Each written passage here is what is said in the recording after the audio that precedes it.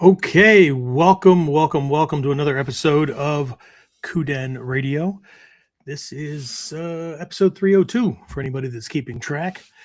So let's just jump right into this, right?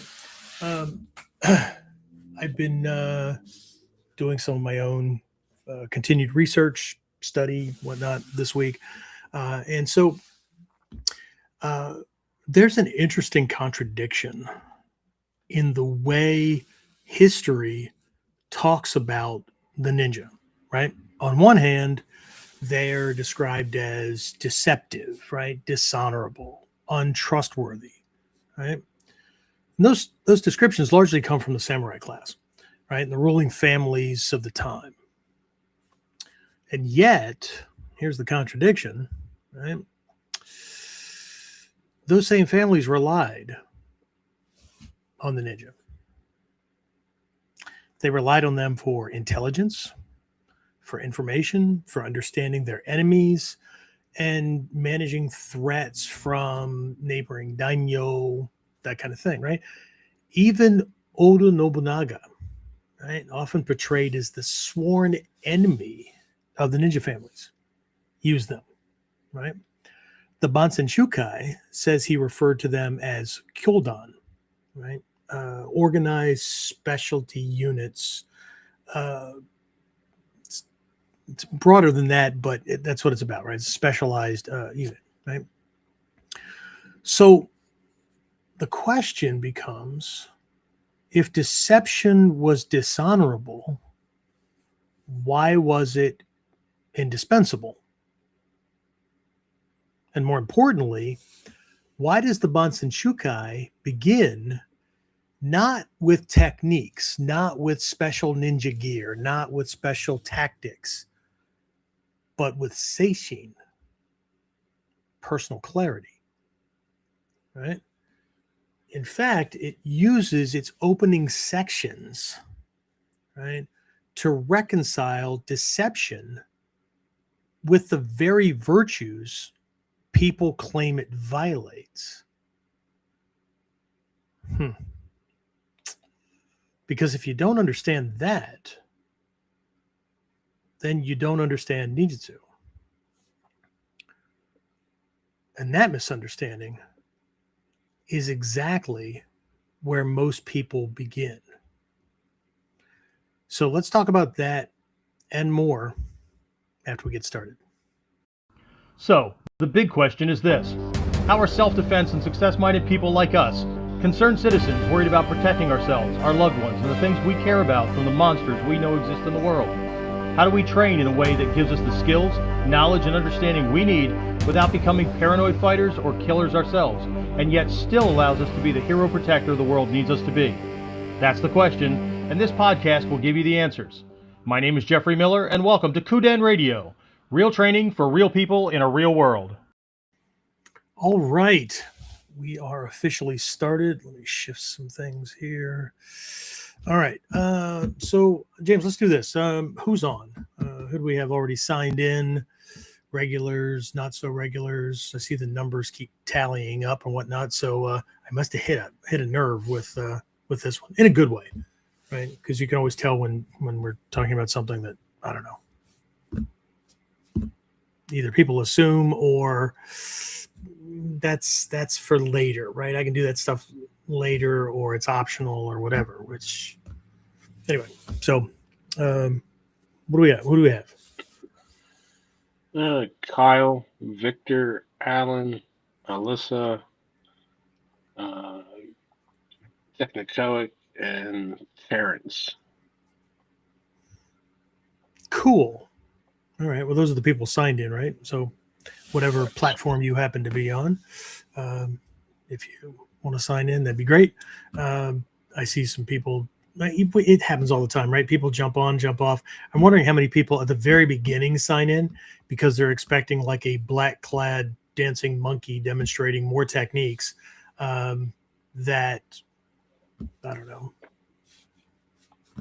Anyway, so for those of you who don't know, Kuden, named after the trilogy, part of the trilogy, right? The three aspects of training that one is supposed to get from their teacher. The Taiden, the Kuden, and the Shinden, right? Kuden is the oral transmission, the lessons from a teacher, often just it could be in the dojo, discussing things between techniques or whatever, but it could also just be sitting with them, over a drink or I almost said coffee, but I'm not a big coffee fan. Anyway, tea. How about that? Tea. Yeah, there you go. But Kuden as Kuden Radio as a podcast, right, fills that gap for my students who want to take advantage of that, right? So Kuden, and then there's Shinden, right, which is more of a heart. When I say spiritual, I don't mean religious, right? That kind of transmission where you're getting a feel for how your teacher does things, how they carry themselves, how they discuss things, how they, those kind of things, right? Taiden, well, that's the thing that everybody gets attracted to, right? It's the teacher demonstrating things, and then we all go and try to duplicate it, right? But Kuden and Shinden, that's where the actual transmission takes place, right? Because Kuden is supposed to be helping a student to understand what's going on, even with physical techniques that they can't see, right? Gets past appearances. Right? That's kind of where we're going with this episode. So anyway, before I jump in, anybody else? Anybody else sign in, James? Nobody? No, not yet. All right, fine, cool. All right, well, let me jump into my notes then. All right, so question for you, right? What if the very qualities that you've been taught to value, loyalty, honesty, justice, faith, what if they're the same ones that can get you hurt?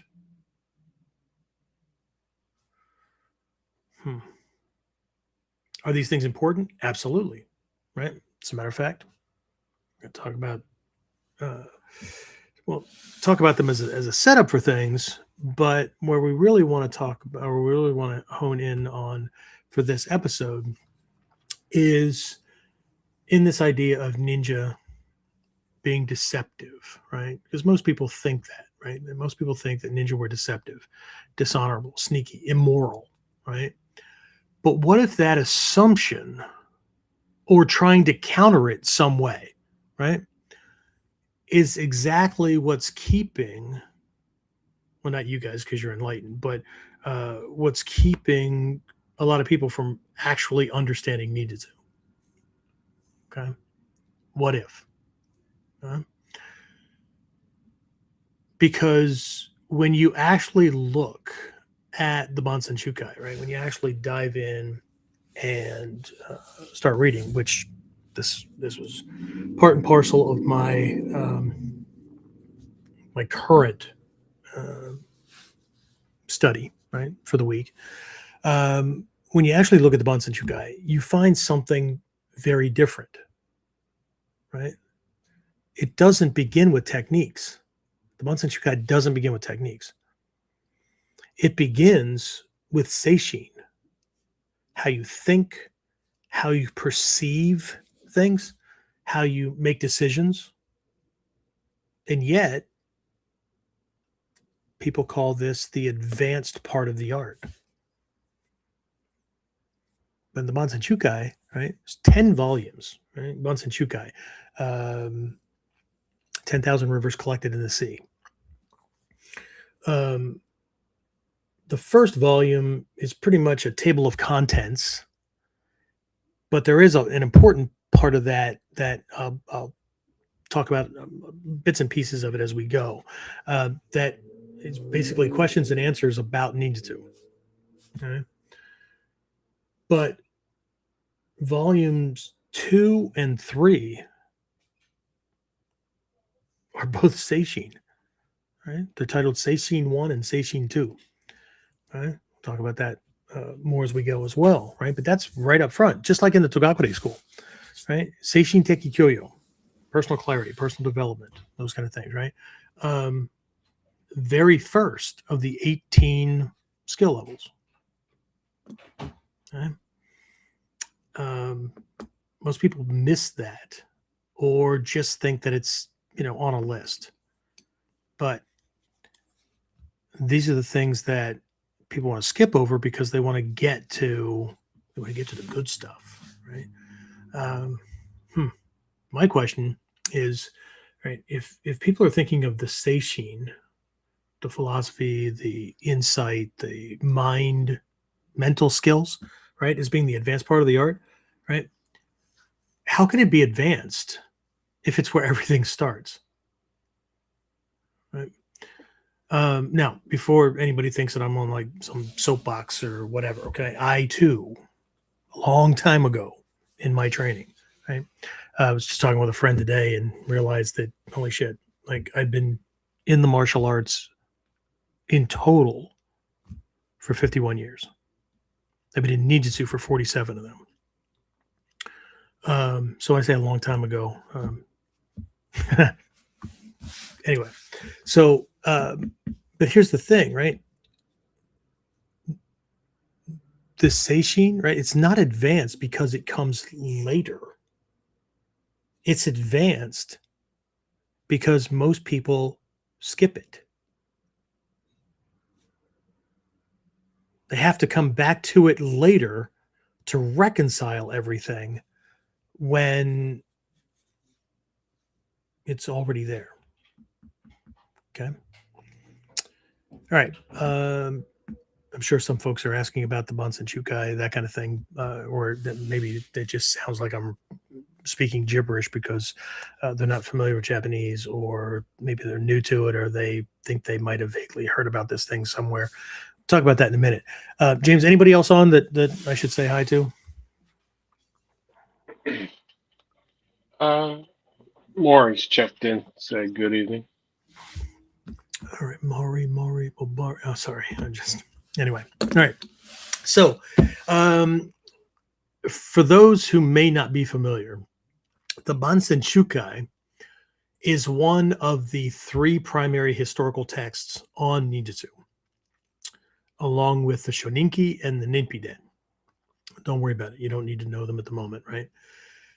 What you do need to understand is that these weren't written as beginner manuals. They were compilations of strategy, intelligence work, sometimes like gear and special kind of technological kind of things, right? And mindset, right? Drawn from generations of experience. Okay. And what's important for this discussion is that the Bansenshūkai begins with Seishin, like 2 whole books worth. When I say volumes, I mean books. There's 10 individual books, okay? Numbered 1 through 9, and then the 10th one says the ninja saw the number 9 as the highest number, as the power number, because if you count things up, right? 10, 0 now takes the place of the ones column, and the 1 moves over, right? So that was called the tail volume. But either way, right? 2 whole books, okay?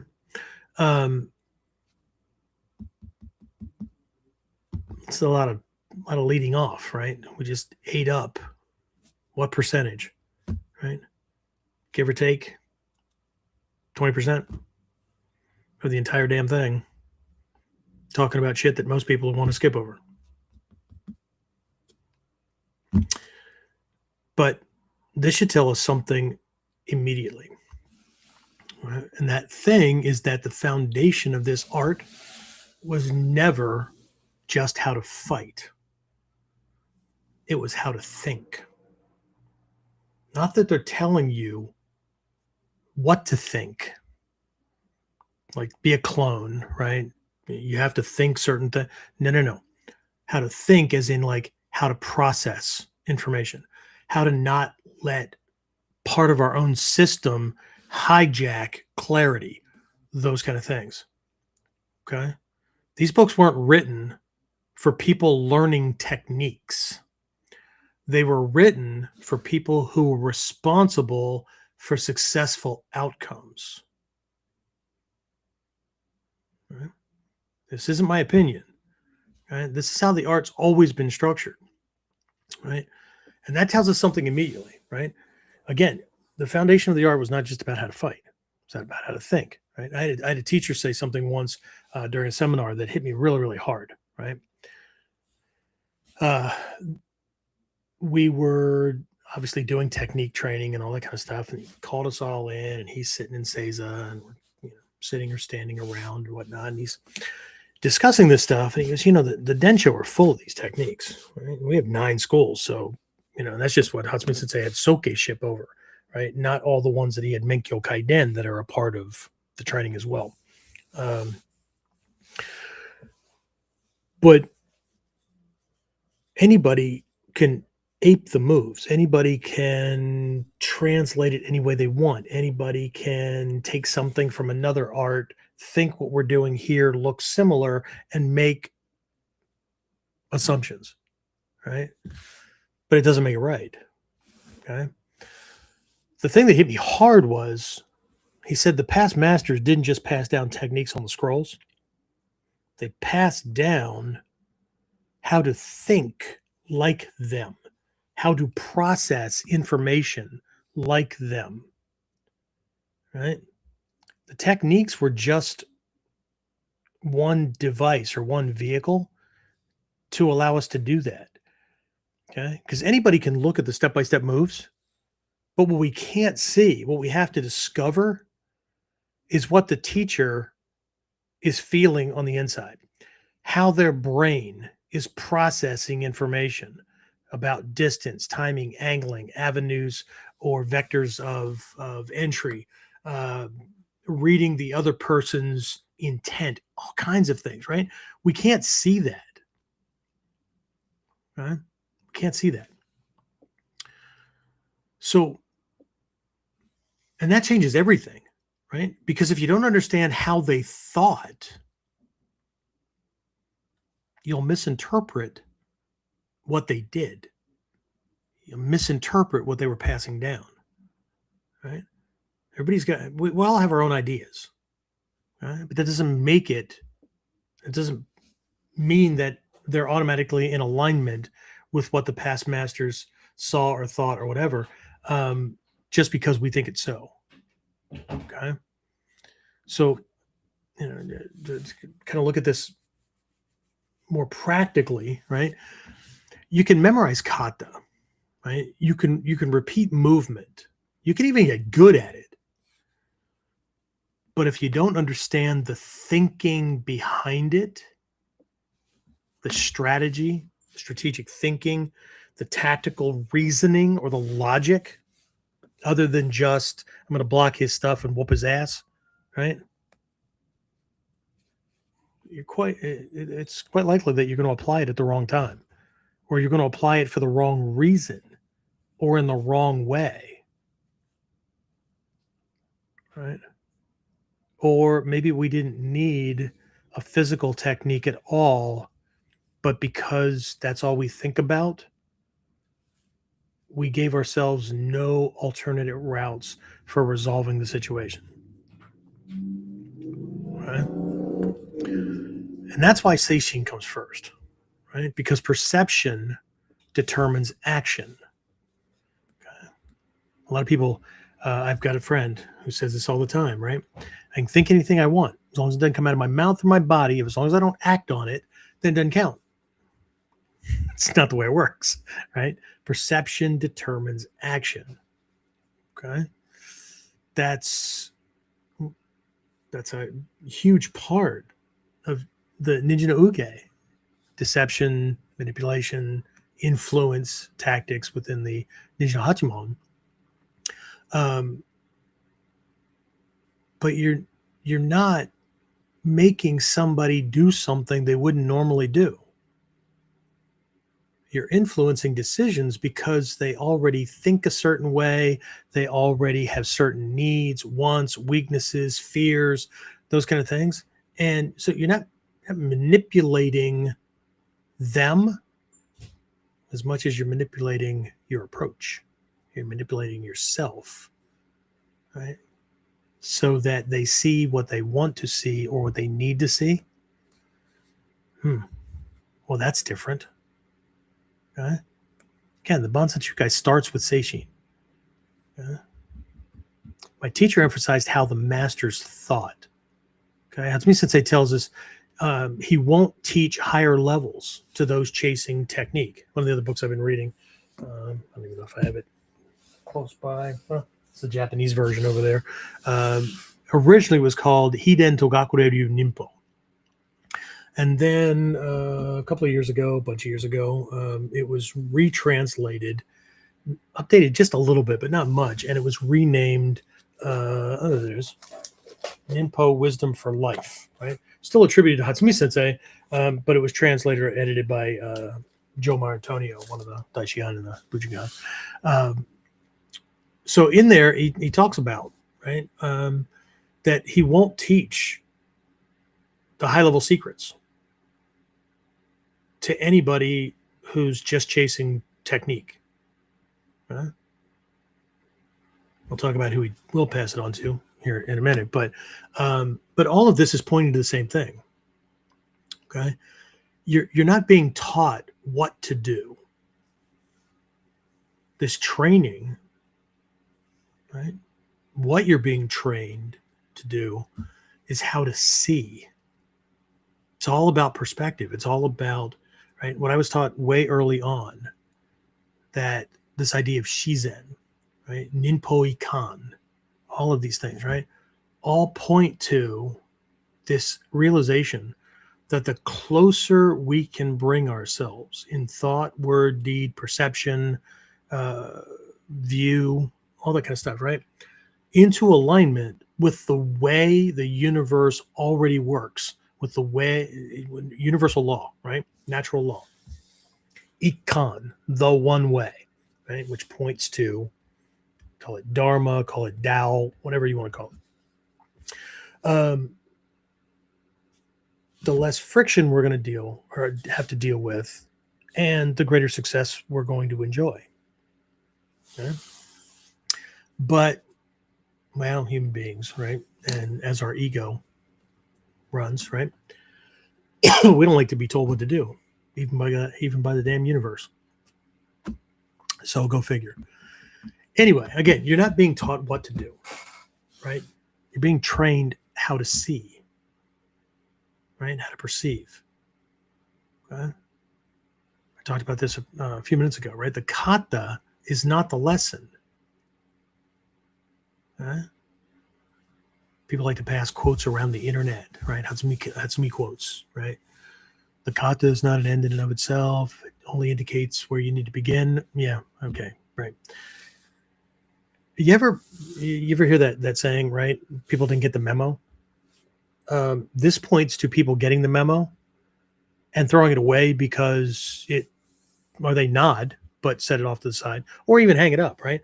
But it doesn't fit with what they want things to be like, so whatever, right? But either way, right? The kata is not the lesson, right? The kata is the delivery system for learning to do that, right? To be able to see, because the kata itself on the densho, that description, right? Sometimes just very skeletal, other times appearing very vague, right? Like a lot of Gyokoryu kata descriptions, right? There's a lot of implied, not intent, but implied understanding, right? That has to be there, right? Because the densho weren't written for beginners to learn from. Okay? From the mid 80s, everybody liked to pass around kata lists. Do this, do this, do this. Well, you can do all that. Okay, it's just choreography. Right? If we don't understand what's behind it, okay, the kata on the densho are crib notes. They're reminders about a given example of principles and concepts in motion based on context, perception of that context, proper assessment skills, and conditions being appropriate for that example or that combination of principles and concepts to actually work. It's not a damn stamp collection. That was a hard lesson for me to learn. Okay. But again, the kata is not the lesson. Okay. It's a delivery system, right? For learning to do all these other things, but only if that's your goal, right? If your goal is just to learn techniques, that's what you end up with, not much else. Okay. And again, just for clarity, not my words, Soke's words. So just in case you needed the stamp of approval, there you go. Right. But again, if we tie this back a little bit, right? I've talked about conflict management. I've talked about a lot of things that they fall on deaf ears because if they don't have a Japanese term to them or what, they just all go to hell in a handbasket. But in Hatsumi Sensei's Hiken Tokakuryu Ninpo, or hidden secret, right? Or this Ninpo wisdom for life, right? There's a whole section in there, right? On this context, right? But before I get there, right? These lessons, right? This goes beyond physical conflict. Okay. This is conflict management. But as soon as somebody joins a martial art or tags the word or the term martial art onto things, the first assumption that's made is it's all about fighting. Okay. But how many people have called an argument a fight? Yeah, me and the wife were fighting last night. Really? Should I assume that you were just duking it out in the corner? Right? Had a fight with my sister. Huh? You have her in a chokehold or? No. It was an argument. It was a disagreement. Okay. Right. So we do get that it goes beyond physical conflict. Okay. This is how you handle conversations. This is how you handle pressure. This is how you handle confrontation. This is how you handle decision making. Right? Because the same principle applies. If you see clearly the right action, the right words, right? The right planning becomes obvious. Okay? I often say it becomes inevitable. Okay?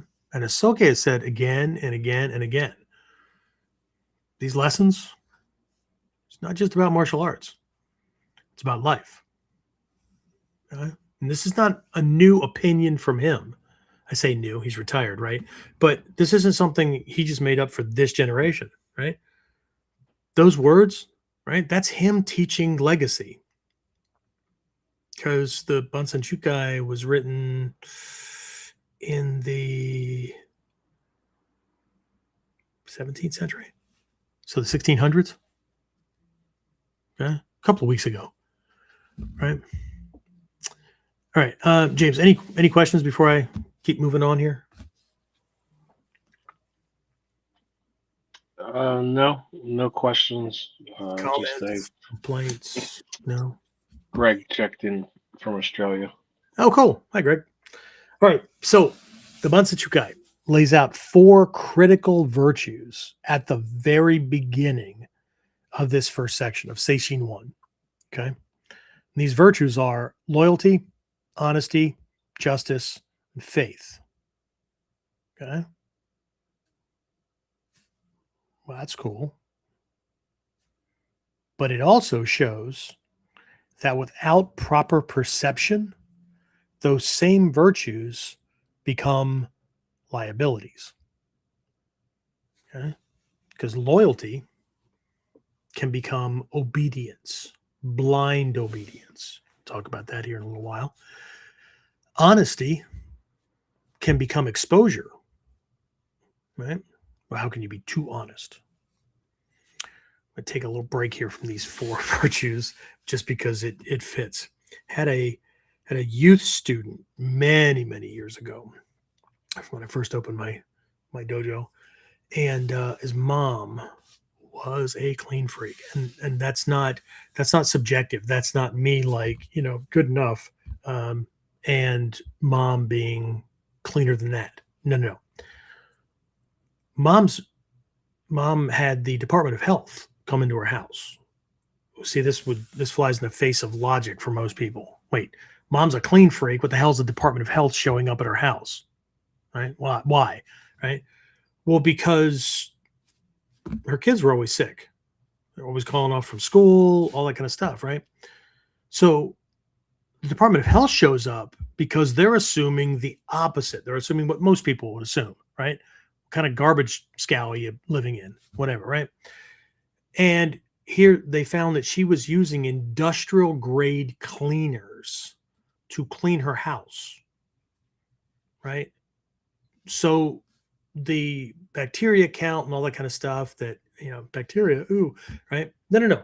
The stuff that triggers our immune system to keep us safe, in the absence of that, I know I'm just going to rock some boats or whatever, but it happened during COVID when everybody locked themselves in. Well, they didn't really lock themselves in. Some did voluntarily, otherwise, right? But as soon as they came back out, everybody got sick. Holy shit. Well, how'd that happen? Okay.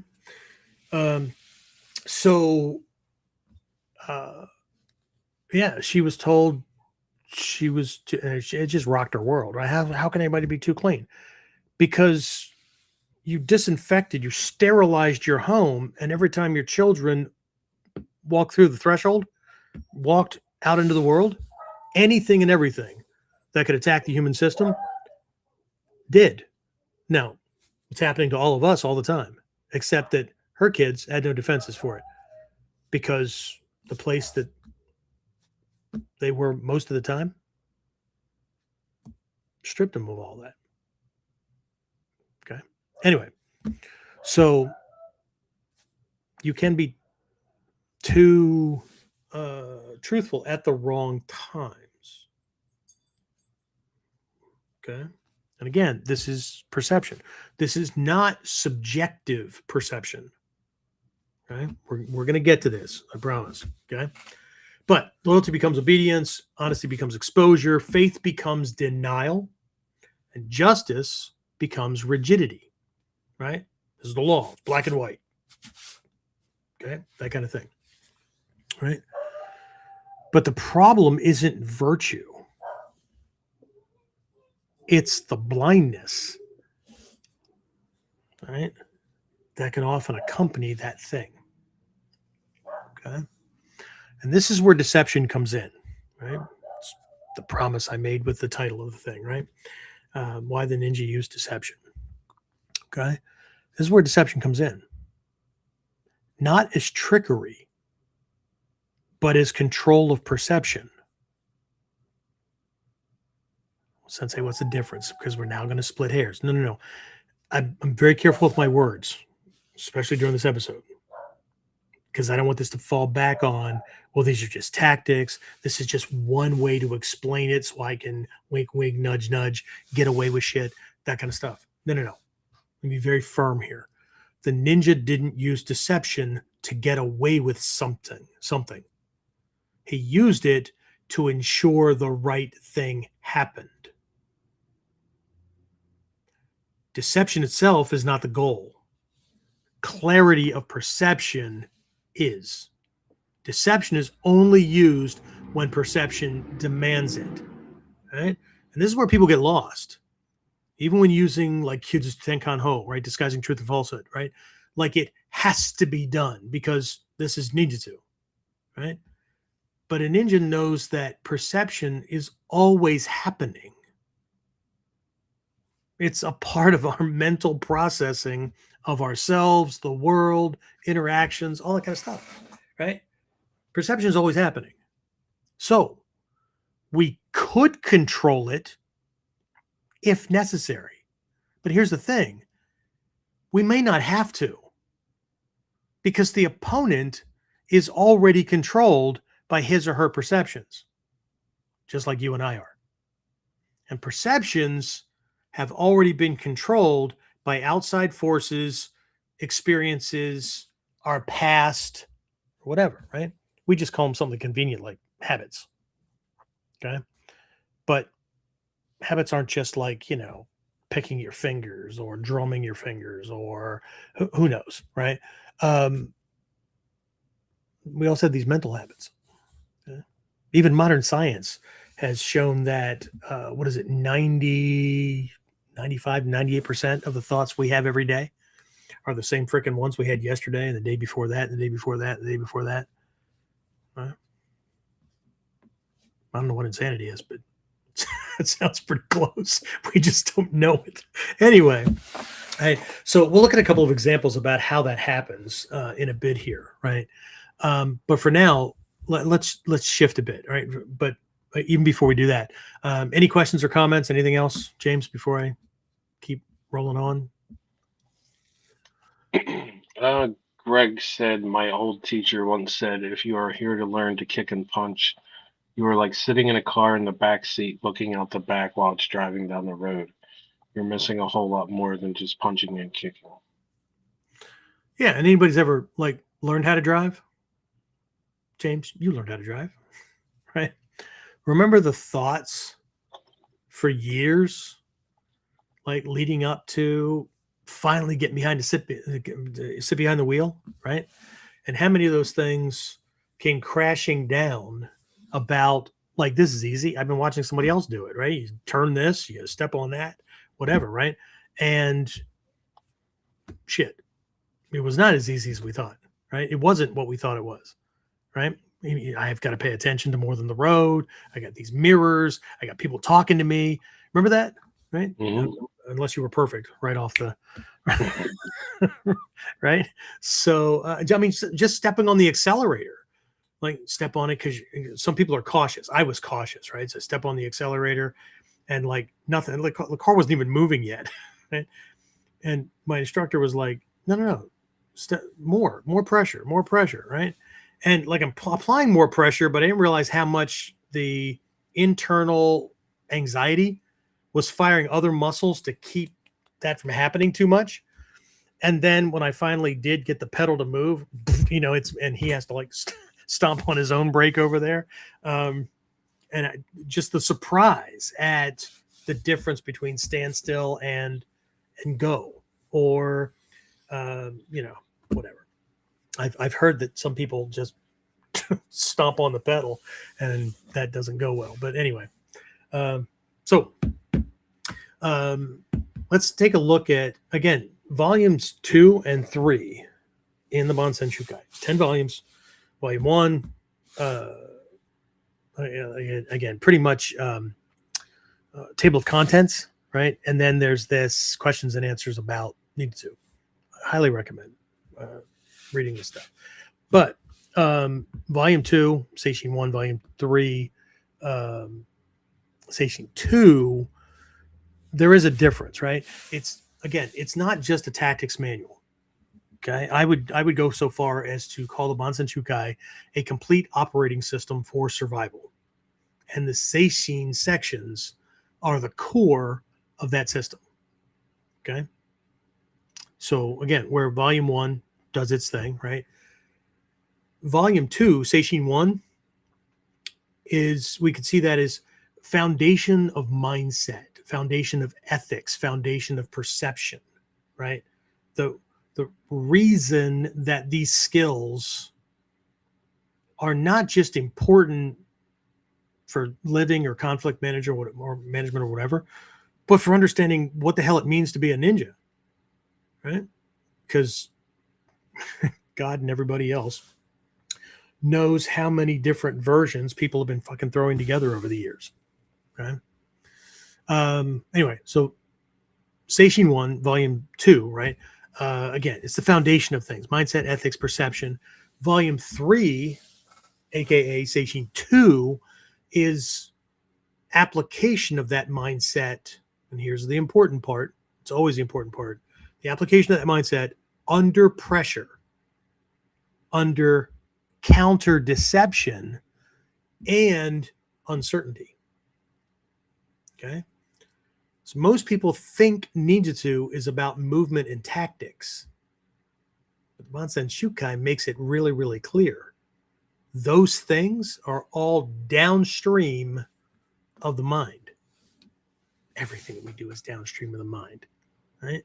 And most of it's downstream. Even the conscious thinking that we do is downstream of all kinds of subconscious and unconscious stuff operating below the level of conscious thought. I know I have weird hobbies. Go figure. Right. So this is where the Bansenshukai becomes very clear, and where most people misunderstand what's being taught. Okay? In Seishin, there's a quote that says, "Since ancient times, there has been no person or people or group who has achieved anything of merit if they did not first defend the ways of righteousness." Right? If they didn't do it for honorable reasons, for just reasons. Okay. If power is used to protect righteousness, what could be impossible? That's the question, right? And then it goes further, right? Now, I know some people brains are already circulating. Wait, what about the Nazis of the 30s and 40s in Germany? And what about these people? And what about this group? And what? Hold on to those reins, okay? I promise, right? So it goes on further, right? The text makes it clear that ninjutsu should not be used for personal desire, nor in the service of a lord or anyone, right, who is not on the righteous path.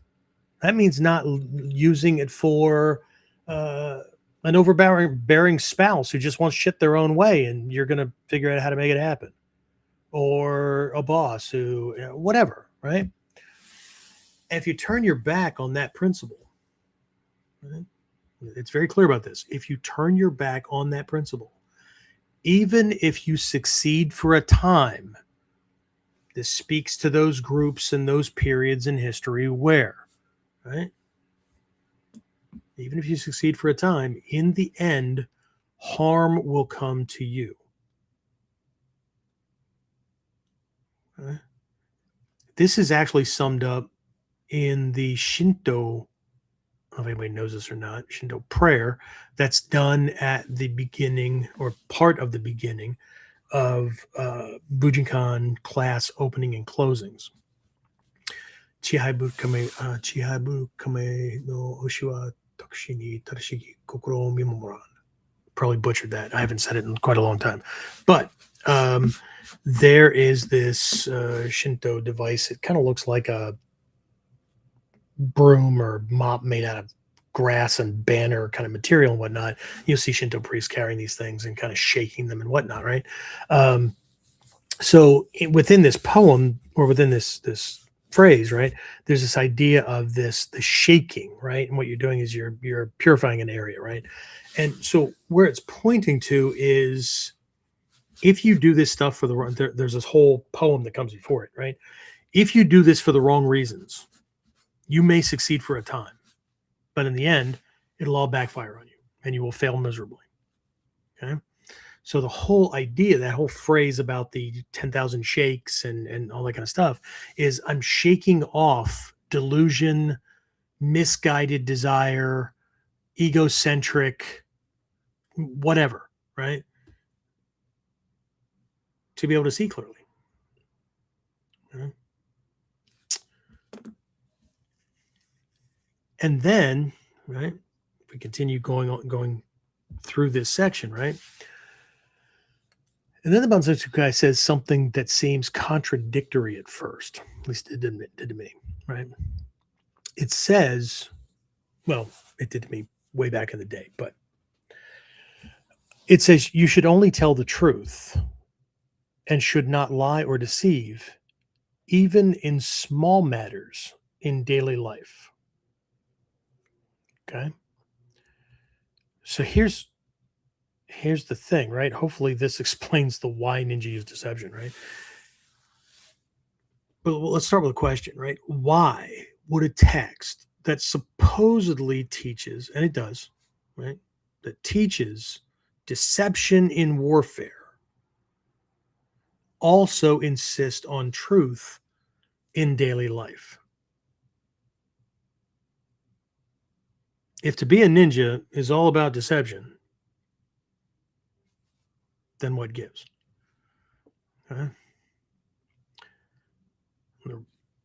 The answer is because if you're not grounded in truth, you will not be able to see clearly when deception is being used. Because remember, we can be deceived too, just in case you've lived a perfect life up to this point and it hasn't happened yet. Okay. But it's not just about the external world, right? Seishin, right? To expand this, Seishin takes that not just externally, but internally.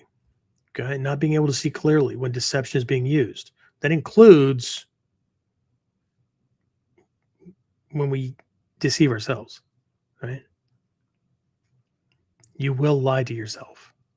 You will justify your actions. You will lose clarity. And once that happens, you're no longer using deception as a tool. You're being controlled by it. Okay. It's bad enough to lie to others. When we lie to ourselves, there's no coming back from that, especially when we buy it as though that's reality. Okay. And this is why Seishin comes first. Because without clarity of perception, even any skill becomes dangerous. Right. So this is also why in my own life, right, I default to looking at consequences before I act. Okay? I've held, and my students know this, right? There are training exceptions because students need to be trained in these tactics and this way of thinking. I've told students, I've told family members, I've told, whatever. I mean, I've had people, ask me a question and they really, they don't want the answer. They don't want the truth. I've had people look at me and go, I know I said I wanted the truth, but like, I really don't. So lie to me. And I've looked at them and said, I can't do that. I take that back. I won't do that. Okay. Because I love you, because I like you, because, right. I want a relationship to be based on honesty and authenticity. That's followed by, if I am using deceit and these tactics on you, then unless, and I always leave room for what ifs, but we're probably finished. Okay? Because these tactics have only one purpose. Okay? Again, this is also why in my own life I default to looking at consequences, right? If somebody says something or does something and I get that urge, I mean, we're all wired as human, right? To say something, to do something, to just set this right, right? I can feel ego bubbling up. Oh man, but whether I say the words in my head or I just get that feeling, right? Oh, I'd feel good. Oh, the satisfaction of putting that fucker where he belongs, right? But I have trained myself too. Before the mouth opens or the body acts, the brain runs a couple of what if consequences. Because big picture matters more than anything else. Right? I will not be one of these people that will say or do anything to win an argument that I'm having with somebody I care about and want to keep a long-term relationship with, that I have to turn around later and lie about. Oh, I'm really sorry. I didn't mean it. Yeah, you did. We all mean it. It would not have come out, one, if it wasn't already in there. And two, it wouldn't have come out if we didn't want to win the argument while giving no thought to long-term consequences. Okay?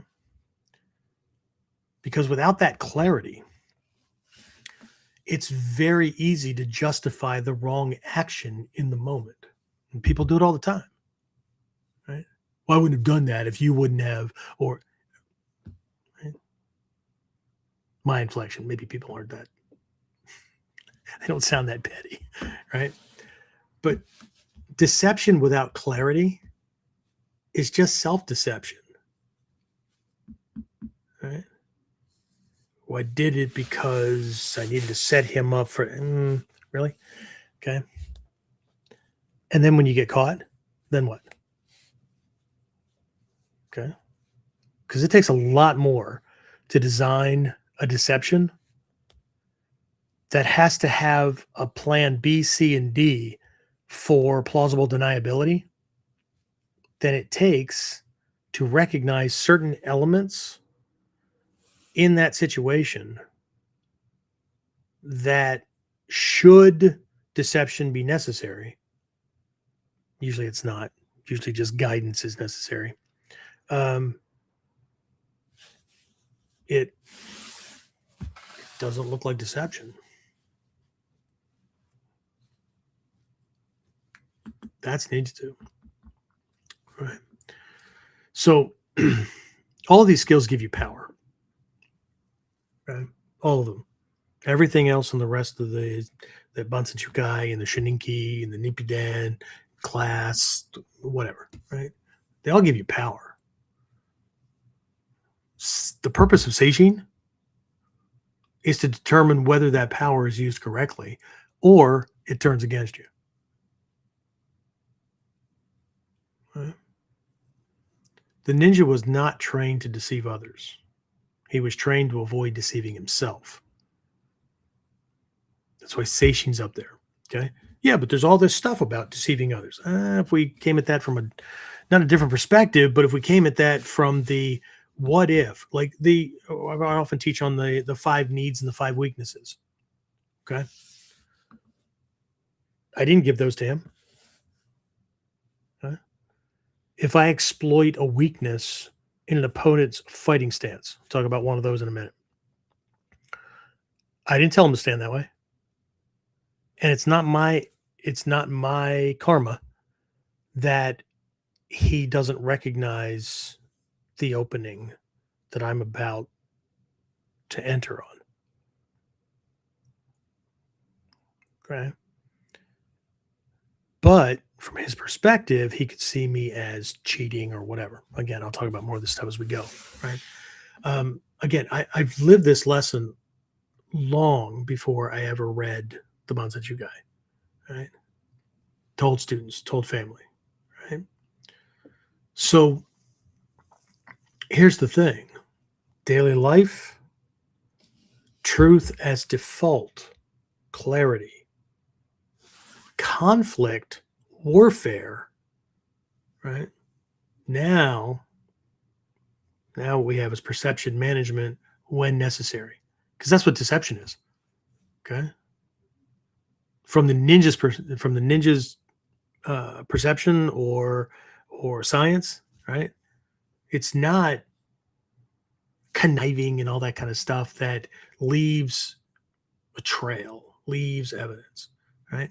It's perception management, because we're all perceiving all the time. The question is, what filters do we have between reality and what we think we're seeing?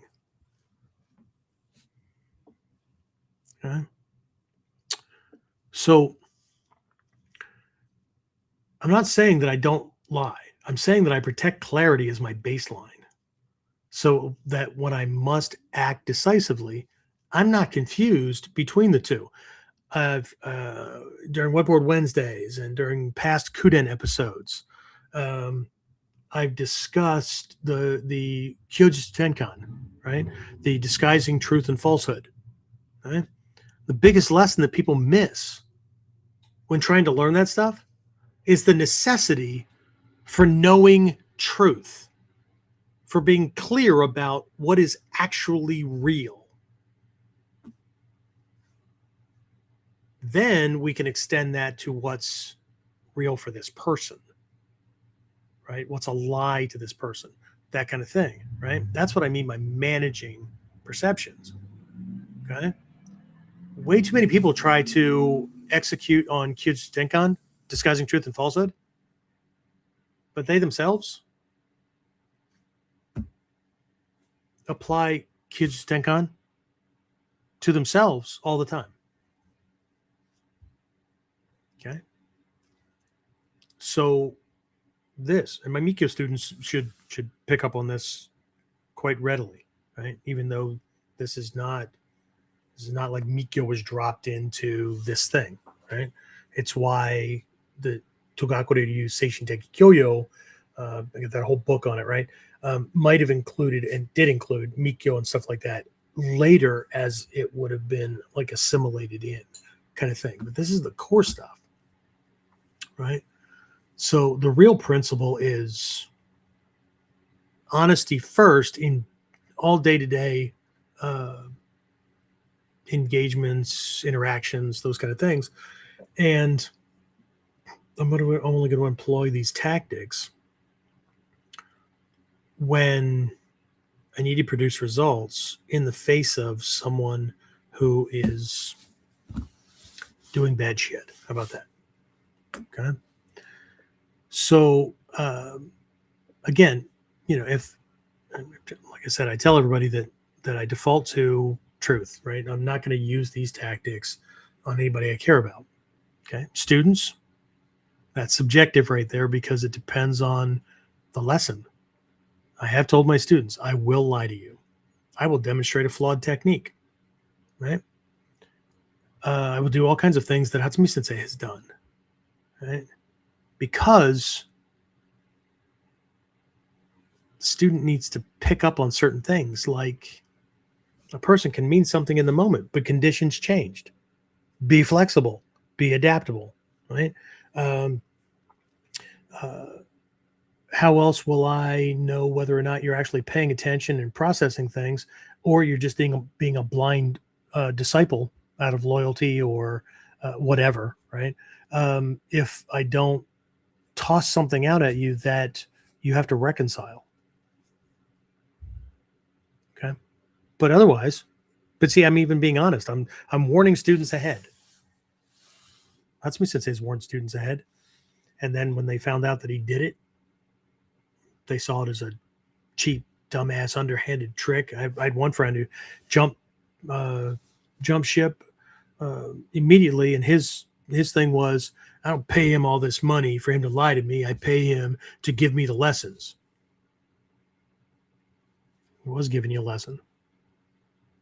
What you want is to be spoon-fed. So why don't we just call it what it is? Just pull up to the drive-up window, order technique or ninjutsu, Happy Meal number 9, pay your money, get your shit, eat it. We'll see you next time. Okay. Now, I used to say, like, if I have to pull the stops out, if I have to use these tactics, right? We're likely beyond discussion, negotiation, anything else, right? I'm burning bridges, all that kind of stuff. And that is mostly true, right? If I choose to use these things as the weapons that they are, then I'm probably at a point where I'm not going to be apologizing because there is no making up.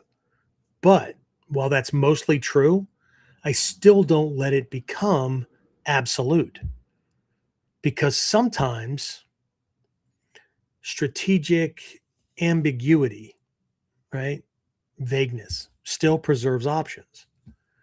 Withholding information, assistance, whatever, keeps doors open, right?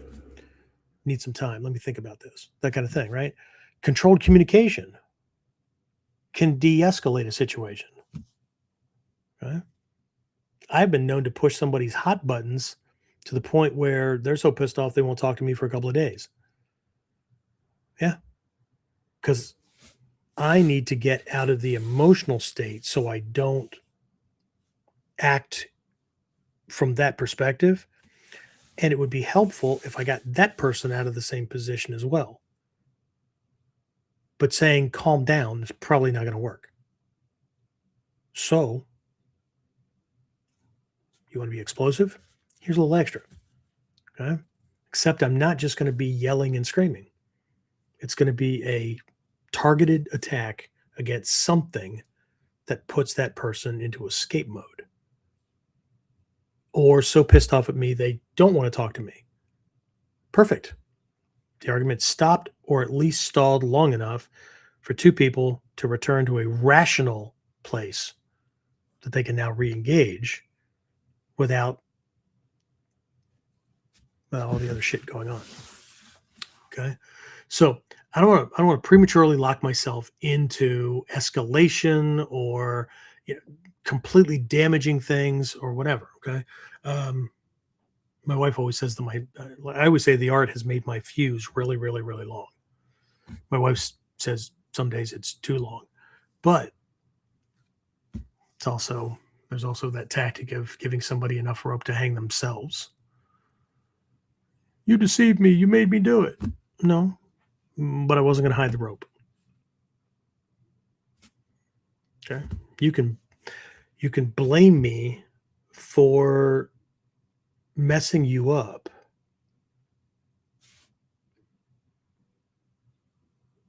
but if you're going to do that, then I'm going to be authentic about it. Okay. That's why, for me, honesty always leads. Because if somebody's going to make up stories about you anyway, might as well be true, and it might as well be the ones that you chose. Okay.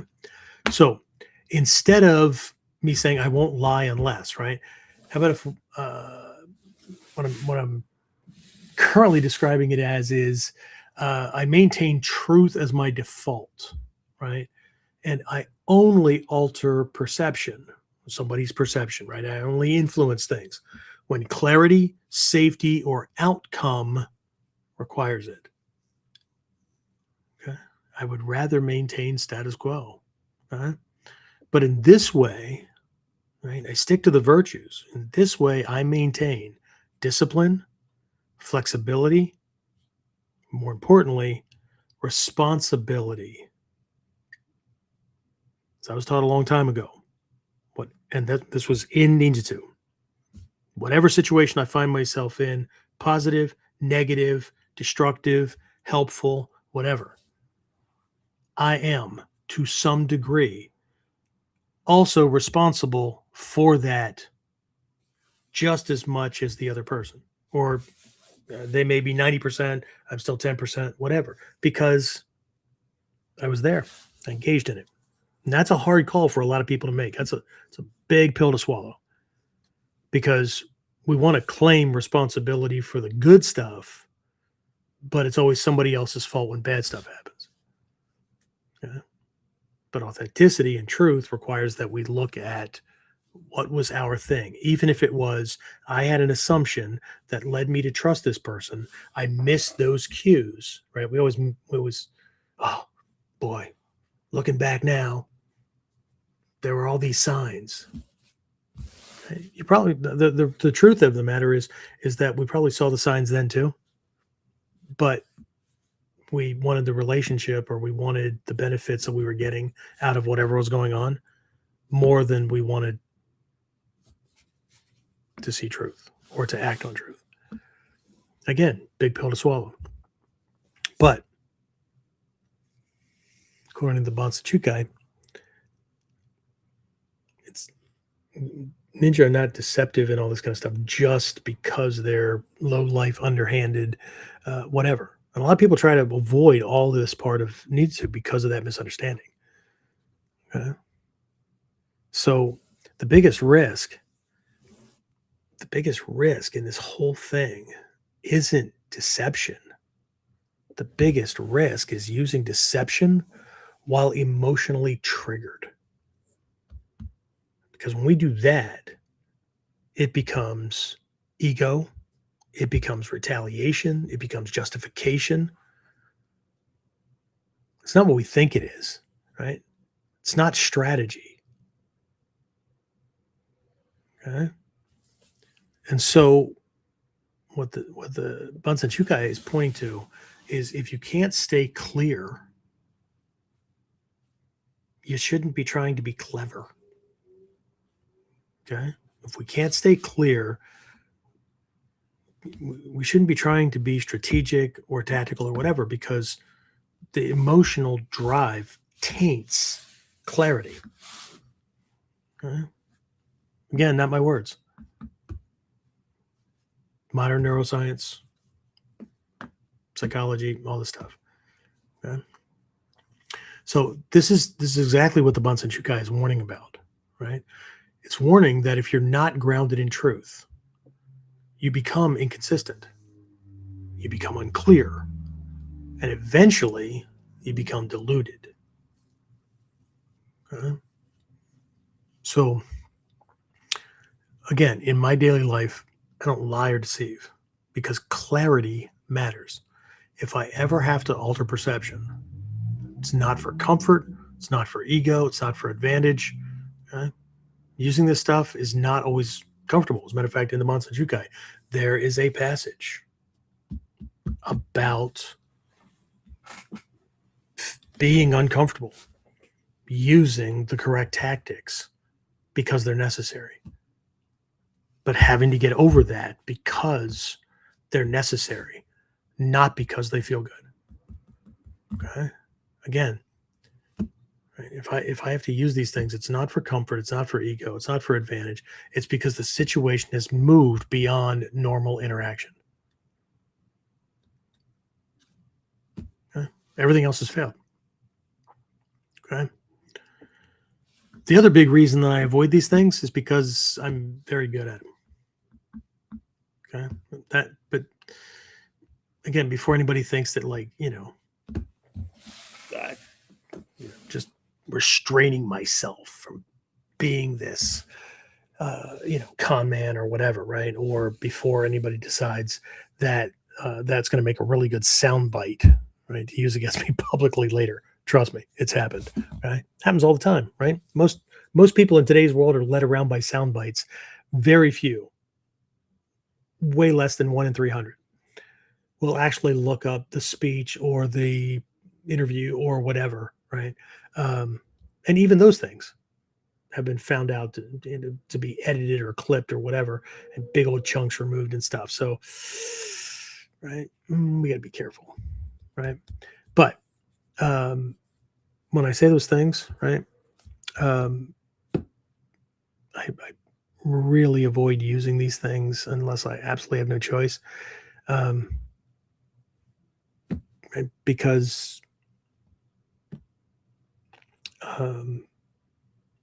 they're weapons. Okay. They're not things to be taken back later because they were used out of convenience, and now we're trying to, keep the person we just harmed, or we're trying to look like a saint now, or whatever. Right? But again, the goal is not to be deceptive. The goal is to see clearly enough that you don't need to be, unless it truly matters. Like somebody is coming or obviously trying to do serious harm, physically, mentally, familially, whatever, right? And they have to be stopped. And nice won't do it. Okay. So this is where the other tools come in, right? But what I'm really kind of outlining here is clarity first, capability second, restraint always. Okay. Clarity first, capability second, restraint always. Right. And here's the big thing. This might sound like it came from a movie, right? The more capable you are, the more careful you must be about when and why you use it. With great power comes great responsibility. But I thought that line sounded cheesy because everybody uses it. And the more somebody uses a line, the more somebody quotes a quote, all those kind of things, the less powerful, meaningful, and the less sticky, right? Memorable in the right way, that thing becomes. Which is why in Mikyo, we use these Japanese transliterations of Chinese transliterations of the original Tibetan or Indian phrases or teachings or whatever, right? People are like, oh, it's speaking in tongues, and those sounds, those word orders and whatnot mean nothing else to my mind than anything else. That's why I would always choose those over positive affirmations. Not that positive affirmations don't have good intent behind them, and it's not they don't mean what people think they mean. They're going to be taken less seriously because it's the same language we use every day. And those same words are used in lots of other combinations that just dilute them. Okay. So I prefer to say the more capable you are, the more careful you must be about when and why you use these skills. And this is where that clarity of perception becomes critical. Because once your perception is clear, you start to see things most people miss. Right? I used to tell my kids when they were upset because, oh, you see so much. I only point out like 10% of what I see. Sorry. Right? Because it would drive both of us crazy. Right? And that's the point. This is the thing. This is the thing that kata descriptions from Densho or an instructor who just focuses on passing on techniques. Right? They can't show you because the choreography barely hints at what we're supposed to be looking at, sensing, right? Processing, perceiving, right? What gives this art its power, what gives any master warrior, what any tatsujin, their power is that they see what most people miss. Right? And you stop trying to force your way into situations. And you start recognizing where the opening already exists. Okay? This is where that clarity of perception really, really sinks in, right? And this is where most people make a critical mistake, right? They try to create openings instead of seeing the ones that are already there. Okay, it's easy to see the obvious ones, right? That's the fighter mentality, right? But when your perception is clear, you don't need to force anything, right? This is what the Bansenshukai is pointing to, right? In its discussion of Khan, okay, Star Trek fans, not that Khan, okay? So Khan means gap, right? It was a very, very early on name for ninja. Ninja's a relatively new term, right? Everybody gets stuck on it. And that in and of itself is one of the things that distorts people's realities and whatnot. And again, it's another one of these terms, just like the thing from Spider-Man, right? With great power comes, it gets diluted because it's hard to hold on to the true idea and aim and goal of the training and whatnot for ninjutsu, for ninja, when swimming around in our conscious or subconscious, whatever, right, is Ninja Turtles and Naruto and wait, there's a ninja blender, there's a ninja motorcycle, there's a fucking ninja vacuum cleaner. I know the marketing company contacted me and I'm the silhouette that's posed for this thing. Anyway, and get paid for it. No big deal, right? But anyway, right? So we'll talk about the con thing here in a minute. This would be a good time to break for questions or comments because I just covered a shit ton. So James, any questions, comments, anything? Hopefully I didn't put James to sleep. Oh, there he is. Just Dave jumped on and he just said, I'm terrible at lying. I had to work hard at using targeted truth to circumvent having to be false. Yeah. I'm going to talk about that here in a bit too. I alluded to it earlier on, but we'll get there as well. Okay. So remember I said, I never said I don't lie. I have conditions. Everyday life is authenticity and things like that. Right. But any of these virtues can become a poison. Right. If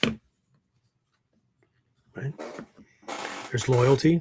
I listed these things off, right? Justice, loyalty, what were they? Faith. What was the other one? But either way, if we put the word blind before them, blind loyalty, blind faith, blind, right? That becomes a liability, right? Anyway, anything else, James? Just that? That was it. All right. So I either put them to sleep or they jumped off because who knows? Some people jump off because life got in the way. Honey gave him a honeydew thing. Don't forget you were supposed to. Battery died. Internet died. But let's be honest. A lot of people jump off of things like this because it's not about techniques. It's not about being sneakier. And for some people, it requires too much damn thought. And it's too much hard work.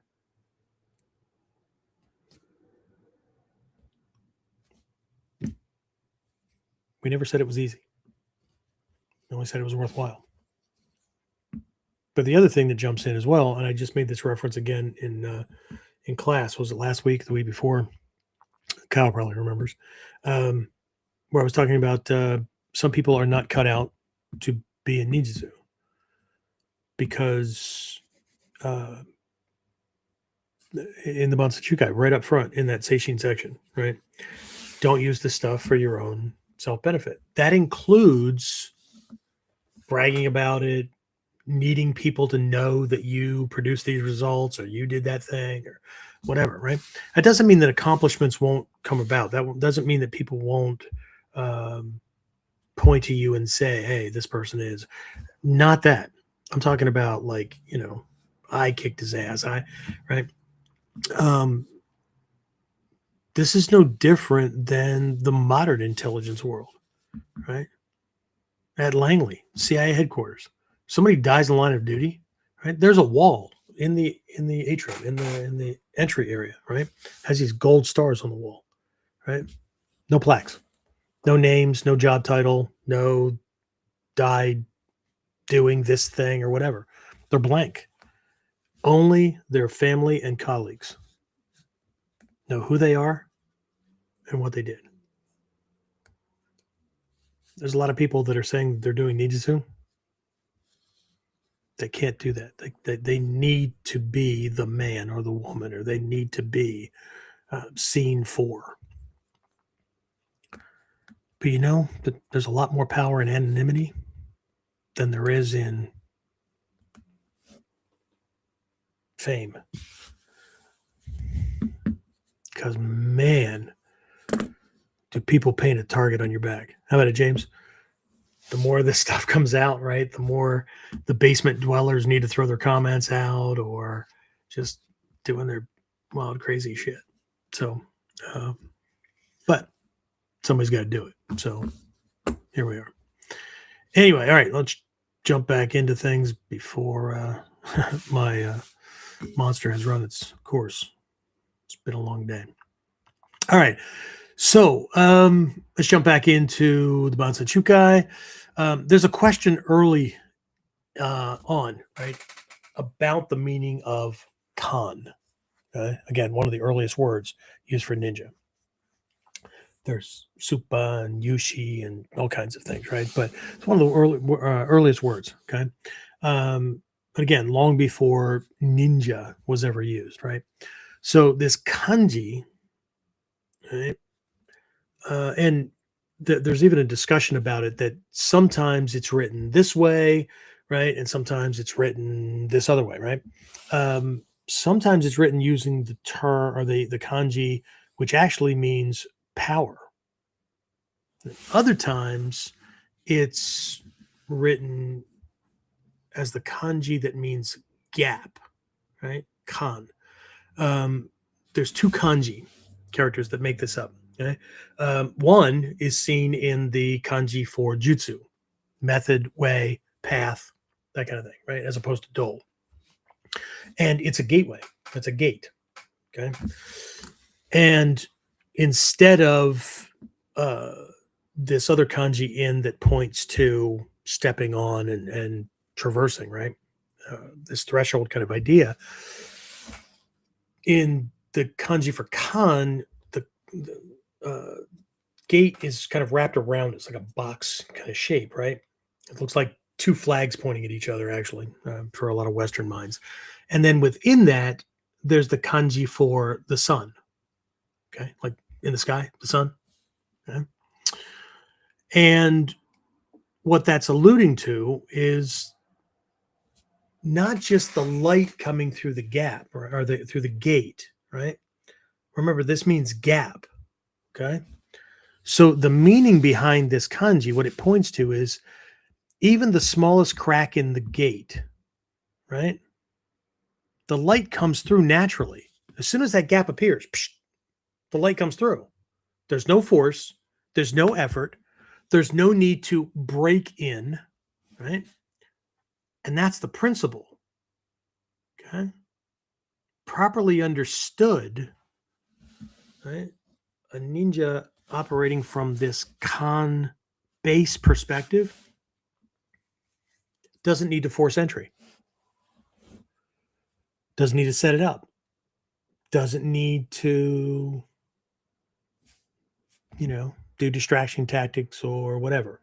Or, distraction tactics only work when they work, right? Okay, look over here and then I can kick them, that kind of thing.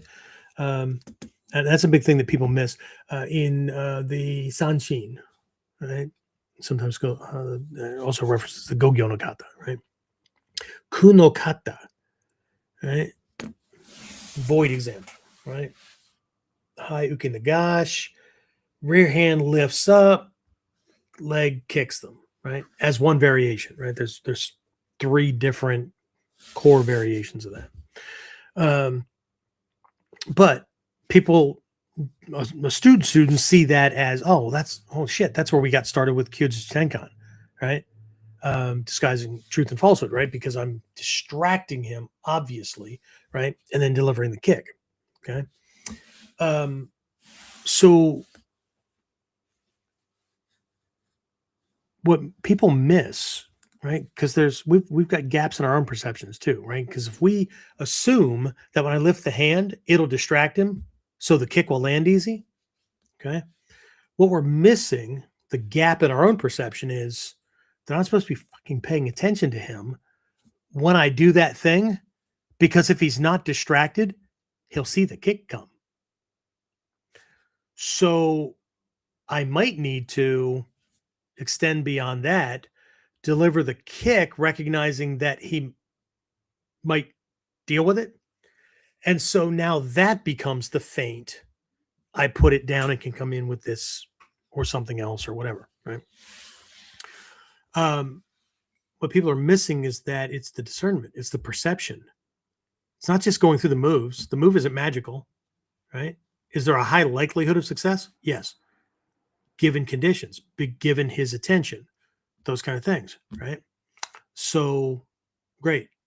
But what if he doesn't? Well, there is no what if he doesn't if I'm paying attention, because then we're off to a different technique. We're off to something else, right?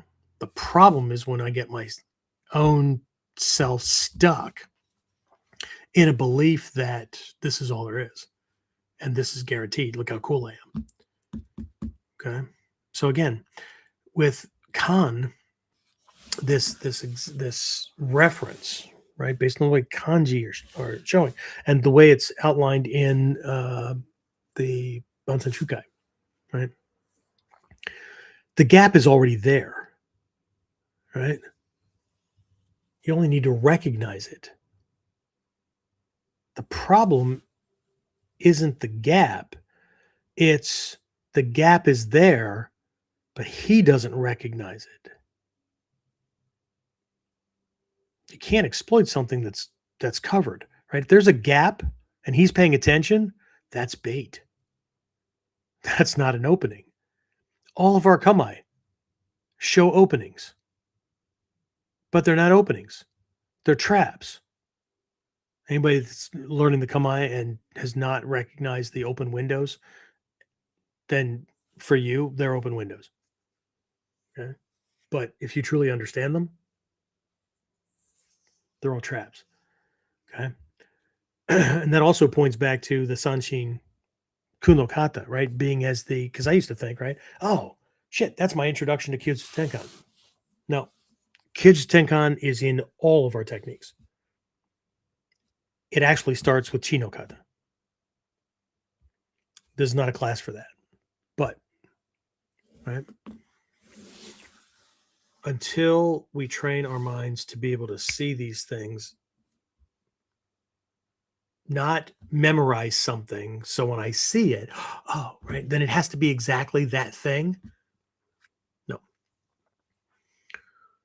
What we're developing is a mind that is adaptable, flexible. It's a problem-solving mechanism, right? And it's a perceptual device that recognizes subtle changes and differences that matter.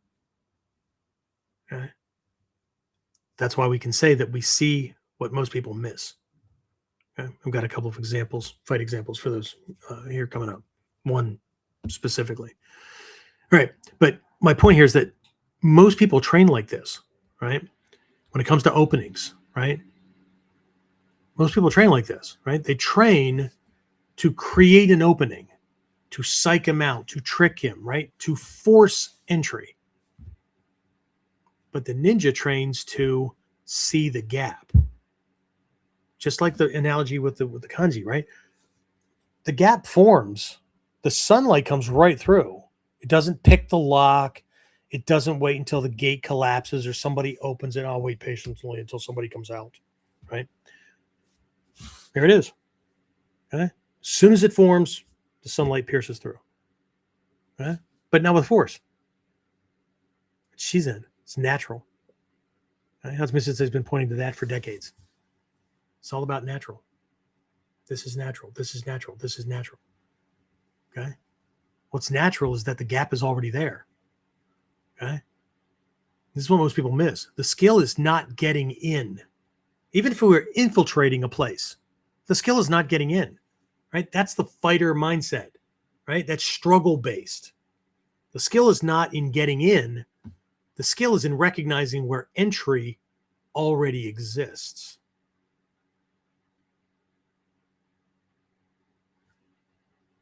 Okay. So let's talk about that example I was going to give, right? In our curriculum, in Module 3, we have a technique drill kind of thing, right? That exploits a gap in a boxer's guard. When I say boxer, I mean people either formally trained in boxing, right? Sport boxing, right? Or they're street fighters that their fight style is modeled after this thing. But that could also be American Taekwondo practitioners or anybody that tacks the word American or Western onto a traditional or classical martial art, Korean, Japanese, Chinese, whatever, right?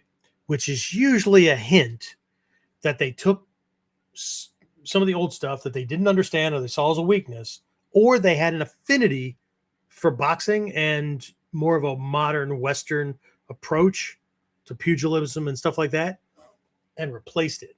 Because if you look at some of the classical stuff, it goes from like the lead arm being where it is and the rear arm being where it is.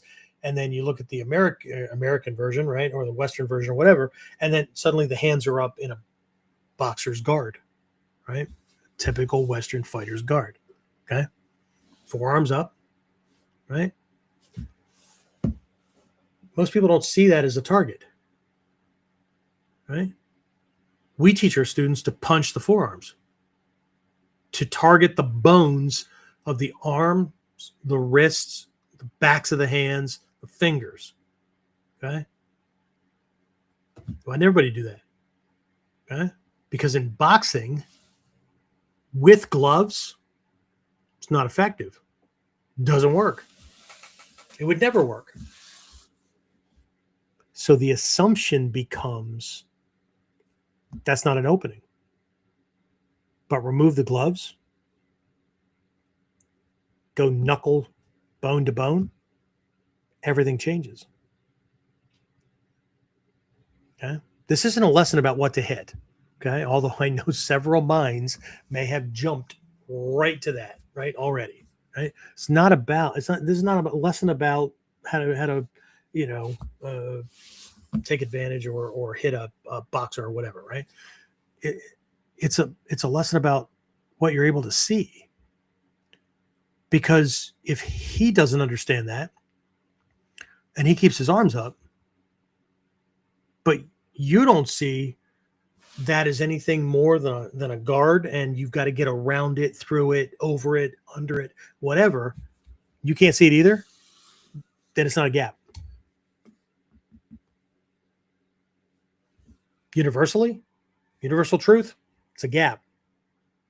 It can be exploited. But if you can't see it, it's nothing. Okay? That's what our techniques are teaching us. They're the physical form of these principles and concepts. They teach you how to manage entryways through alignment, through timing, through angling, those kind of things, right? Okay. Now, let's look at an Ichimonji Seigan example. Not doing this to pop anybody's bubble, but if anybody thinks that our techniques are unbeatable, they're on crack or something else. I don't care what it is, but they're not paying attention. And I get it. Ego wants to have the best, but there's no techniques not beatable. I don't care what anybody says. Okay. You could spend your entire life learning this stuff and somebody could shoot you in the face from across the street.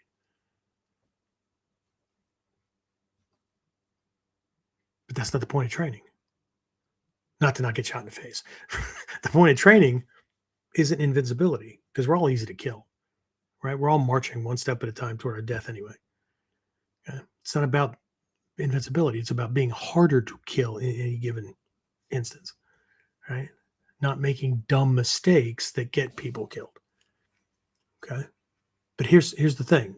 When I say Ichimonji, Seigan, I'm talking about the general Ichimonji. Lead arm is full extended, rear arm is floating around where the neck is. Could be Kukishinden, Skatate, Hito no Kamae. It could be Kotoryu Seigan no Kamae, right? That kind of thing.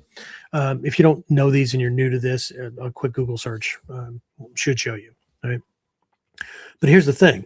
Most people see the arm, right, as a shield, right? Most don't see it as the other things that it is as well.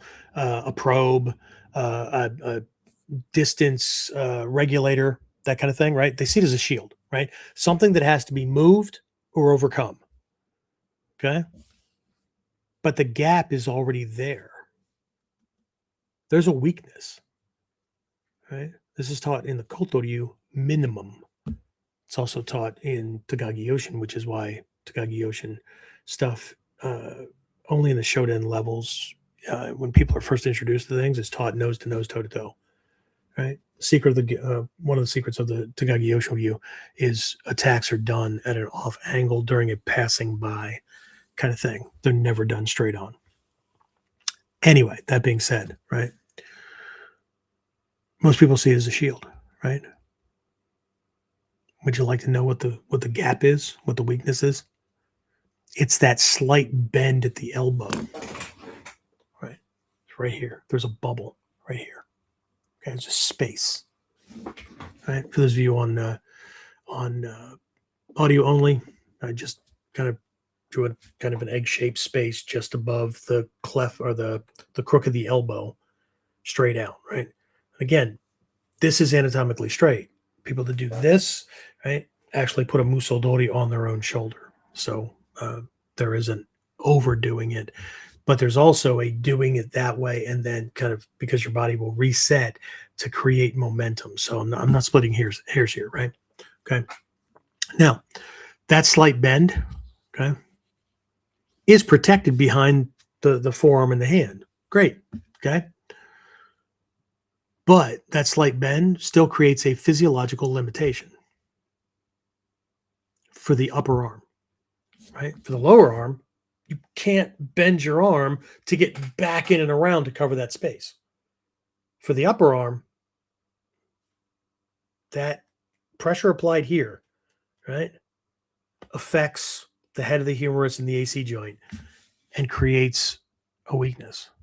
So from the right angle, from the correct angle, entering with my ski just above that structure, right, on line to the neck, face, whatever, okay, not only allows access to those targets, but limits the ability, the arm's ability to respond.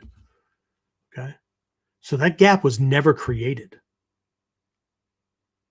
I didn't create it when I move in on somebody in a Seigan or Ichimonji, whatever. Just like in one of the books that came later.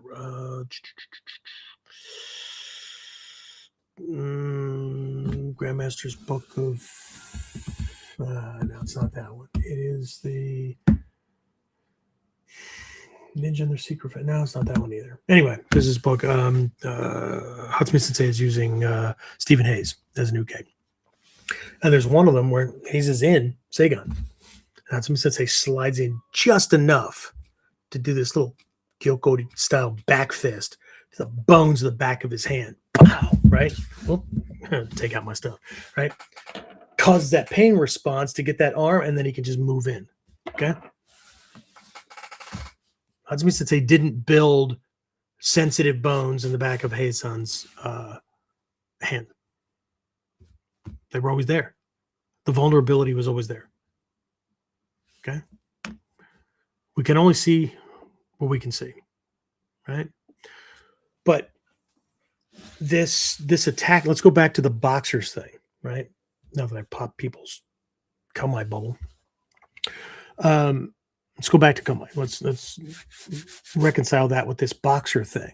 Okay. This is why I have always told people, like, stop trying to fight like everybody else.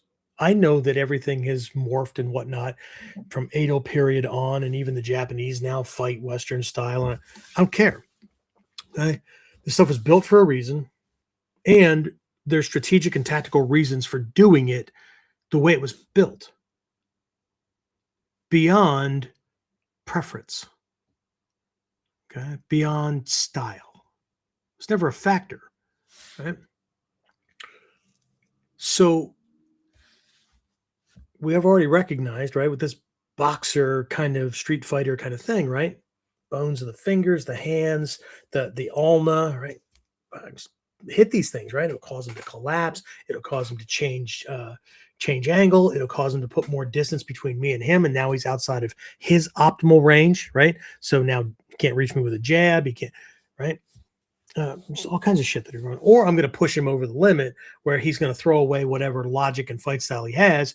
And he's just going to come rushing in, which as long as I don't panic or double down on like a one-hit wonder way of doing things, then makes him easier to control. Okay. But this positioning, this is why we place our arms the way we do in Kamai. This is why in Seigan or Ichimonji, it's straight out this way, or in the Gyokko-ryu Ichimonji, right? This angle from the elbow torso out to the fingertips is critical It's the same angle that the sword is on in the obi. It's the same angle that the bow is on in Judan Uke, right? Or Judan, Uke. It's critical, right?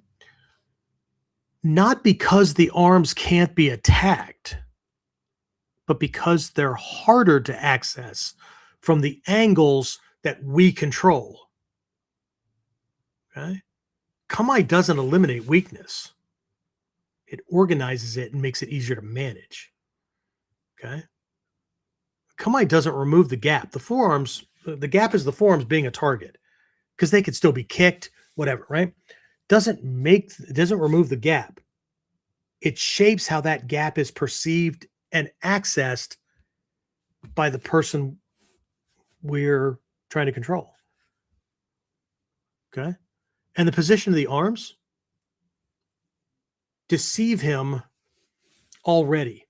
Most people, whether you know it or not, when you're taking up your kamae, the shape of the kamae affects the eyes and the brain's processing, the perception of distance.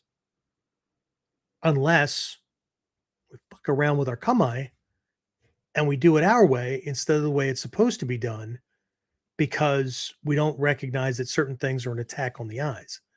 Okay? Chi no kata, right? Shoshi no kamae, bobi no kamae. That rear hand and the position of the thumb and all that kind of stuff and the elbow, really, really important. Because done correctly, he can't see it. So he doesn't know what to expect. Okay? In Ichimon's no kamae, Seigan no kamae, even Kose no kamae.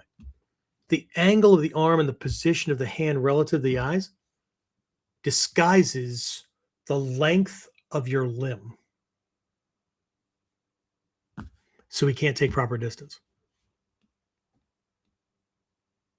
That doesn't mean he can't get at you. Doesn't mean there's not an opening. Doesn't mean he can't, right? It means it's harder for him to do that. But chances are the bad guy, if he's boxer oriented, is going to be looking at your stuff and missing things the same way he looks at his stuff and misses things based on gloves. Guaranteed? Nope, no such thing. Okay? So here's the real lesson. The real lesson is the gap isn't what looks open.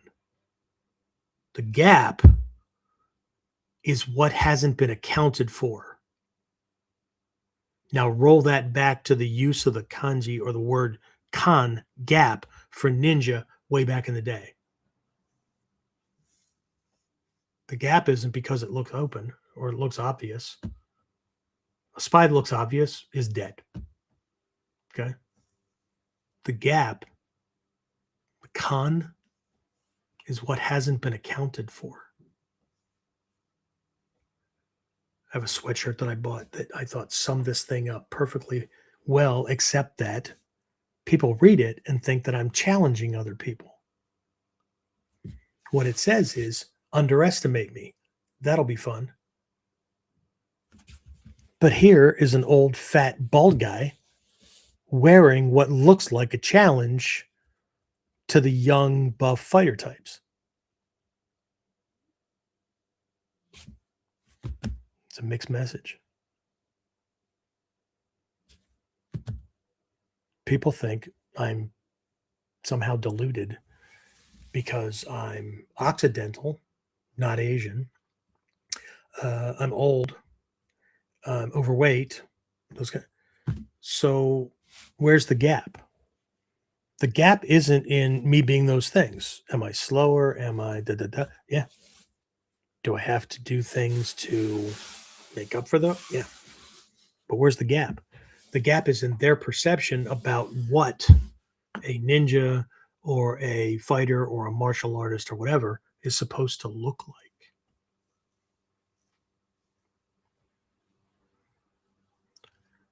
To understand gaps is to understand what other people overlook. Okay? This is why deception exists in ninjutsu. Not to trick people. People trick themselves more often than all the time anyway, right? It exists because perception is rarely accurate and must be managed. Must be managed by us, must be managed by somebody else. And here's the truth. If we're not managing our perception, if anyone isn't managing their own perception, somebody else is. And lots of others will. Okay? So, most of you know, if you were on for like episode 300 or the episodes leading up to that and whatnot, every year I pick a focus. My Nico training, my Ninpo stuff, I'm doing Kuden level study and whatnot this time around again. But I'm going back through my study and application and work with this Budo character, right? And so the revelations have been pretty deep, right? But this discussion about con, right, this gap, deception, and how the ninja were perceived, right, has led me to think about how my current past with Budo has uncovered a completely different layer, right? Because when someone first gets exposed to this character as a symbol for their own internal aspects and what they can do with them, right? In the beginning, Budo represents that side of our nature that is willing to set or draw boundaries and reinforce those things. The willingness and ability to be direct when needed, those kind of things, right? So putting on that wrathful face when it's necessary, okay? But this time around,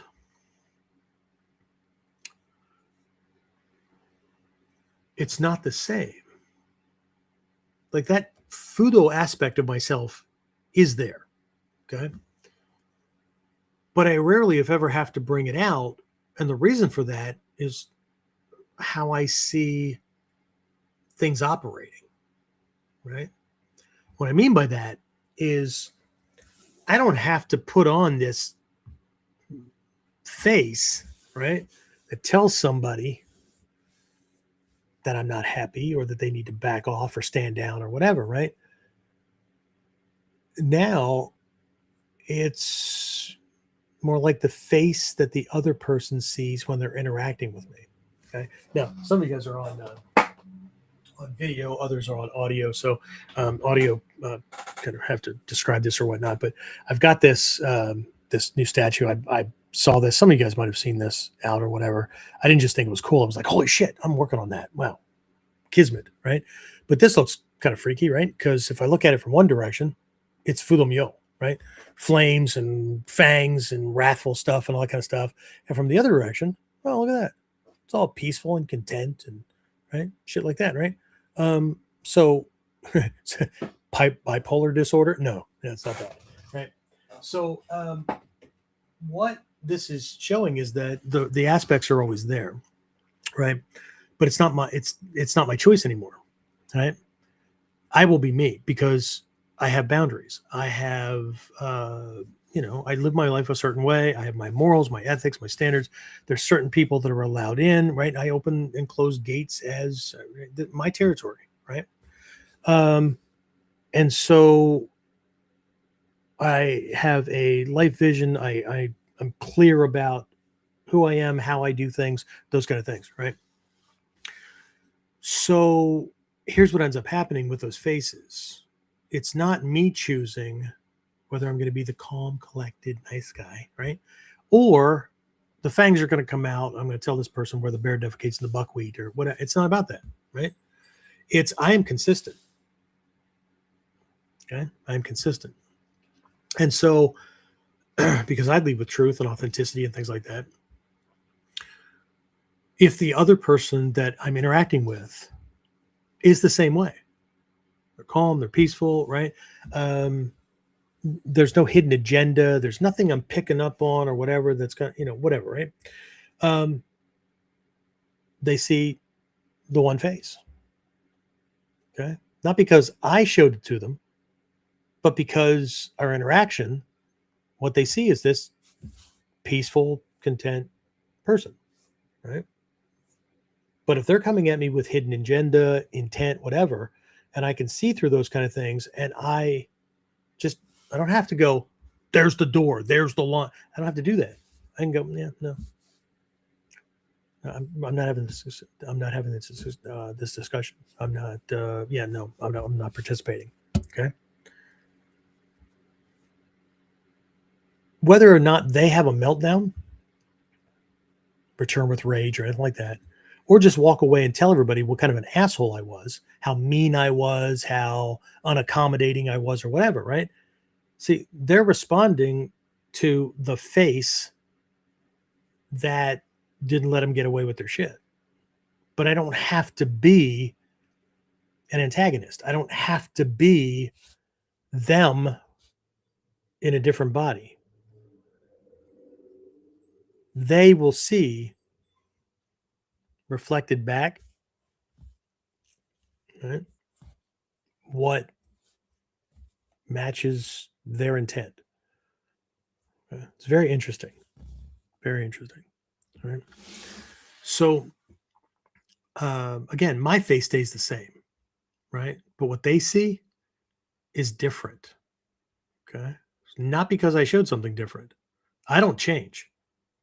What they see changes based on their intent. Okay. This is like the person trying to get extra days off work or get away with something at work. They know it's wrong, right? They know they're trying to skate the system, all that kind of shit, right? But to them, it's that asshole boss who won't let them, right? But what's everybody else see? Everybody else sees the same person, right? The boss who's fair, treats people well, that kind of thing, right? But this person, no, they see the asshole boss, right? Okay. This is the same, I believe, right? After reconciling these things back and forth, right? This is part of why, and again, I wasn't there, so I don't know for sure, right? But it's kind of bubbling up for me, right? The writers of the history, right? Samurai and whatnot, right? Why they say the ninja cheated, why they were deceitful, why they were underhanded, all that kind of stuff, right? Um, you know, um, someone doesn't understand how they were opened, right? It's easier to call it deception than to examine the gap that was there, right? To recognize how they were an accomplice to their own ass kicking, right? The presence doesn't change, but what people see really depends on their intent, right? Or how they fared out, right? Well, that wasn't fair. Okay? That wasn't fair. He, beat up my family member because like he just wanted his wallet. What else is it? Whatever. Okay. Okay, but so it wasn't fair because that guy that beat him up turned out to be, a multi-level black belt martial artist or self-defense person or whatever, right? That wasn't fair, but it was fair. And before that even started, for your family member to approach and see, just right. So again, if someone is open and honest, right, with me, right, or just in general, right, they experience calm, right. If someone's trying to impose or manipulate, right, and they experience resistance, right, then they've got a whole different translation, right. What they experience isn't something I'm projecting; it's something their own intent is revealing. Okay. Now, does that mean that the ninja did not have deception tactics? Didn't have these? No. Okay. But they also understand, even in the Togakure review, right? There's this teaching that if a ninja has to draw a sword, he's already lost, which means he's been detected, right? It's gonna be harder to shake these people as they're chasing him, right? Because right, the secrecy of the clan and home base and location, all that kind of stuff is paramount over everything else. Right. So shit. Right. So it's not like we don't have these skills, but the stuff that everybody gravitates to is the shit that a ninja would never want to have to resort to because the risk level goes way up, not just in that situation. For me, my family, my friends, my neighbors, my entire region. Okay. But again, this reflection, right? This this who's writing the storyline, right? But it's the Bansenshūkai in the Seishin in this first part, right, is pointing out the importance of the ability to see these things, lest we be deceived. That doesn't mean that deception is always going on or anything like that, right? But this reliance on being able to see the gap over forcing things to happen or going out of our way to do things, right, does a lot in the way of protecting things. Okay. And what the other person sees or how they interpret it, it's not on you anymore. Okay. An example of this could be like a family member, right? They're talking about fairness, kumbaya, compassion, and love, right? And then as soon as they don't get what they want, they shift immediately into rage, into blaming, vicious attacks, right? Just all out because their manipulation wasn't working, their agenda was not being fulfilled, right? They thought they could do it like in a slick way. And then as soon as that collapses, they're seen for who they are, right? In Hayes' books, I think I got a couple of Hatsumi books, at least one or two, there's references to people who violated the principle of not using this stuff for selfish gain, right? They became burglars. They became assassins for hire and all that, right? Yeah. And the resulting stories is they got caught and boiled in oil and all kinds of shit. So anyway, but this idea, right, of not being overt, right? This is advanced Seishin, right? Because now you're not reacting, you're not performing, you're not putting on a face. When most people think of deception, that's what they think of, right? You're not putting anything on. Okay. You're simply not yielding to clarity. I'm not buying their story because they are important to me or I can't lose them or whatever, right? No. Truth is sacrosanct. Right? Including the truth that if I need to employ the techniques, then I saw no other choice. Okay. So clarity feels peaceful. Truth feels peaceful. All those kind of things, right? Until it blocks what somebody wants. And then the shitstorm happens. Okay. And this is the thing, right? And this is in Nikko, we talk about donning the diamond thunderbolt armor. Okay. The diamond armor, because back in the day, right, diamonds were seen as the hardest thing, right, which is truth, right? It's indestructible, right? But it's also the clearest thing. Okay. So it's not visible armor. It's not walking around in a pose and whatever. Okay. And that clarity, right, that points to what we're aligning ourselves with, right? But the reason we don the armor is when someone encounters that kind of clarity and their intent, right, to manipulate all that kind of stuff doesn't work, it's easy for them to label what you're doing as the deception, right? We'll call you the cheater. We'll call you the deceiving one. We'll call you the underhanded one, right? How dare you take advantage of an opening in my security that I wasn't paying attention to? You should just ignore that and let me invade your territory and, do my thing. Okay. So the issue isn't whether somebody's being deceived, right? It's whether they understood what actually happened. Anyway, let's get through the rest of this thing here because this is going to have to be a longer one, right? So I had a teacher say something once in training. Well, I think I already mentioned this, right? The past masters, right? I think I have a note in here twice. They didn't just pass down techniques, right? They passed down how to think. Again, nobody's telling you what to think, right? But if you don't understand how they thought, how are you going to actually do what they did? Okay. When we look like the thing, but we're not actually the thing, right? We call that acting, right? We see actors on TV and movies all the time. Okay. We know it's not real, but we can get lost in the story. Okay. The problem is us getting lost in our story. Anyway, in a section, I alluded to this earlier, in Ninpo Wisdom for Life, originally Hiden Tokakure Ninpo, Hatsumi Sensei says, I never teach the highest level secrets to students who only want techniques, right? Because those who understand take the smallest lesson and by themselves will discover the rest. This is actually in a section on the importance of solo training.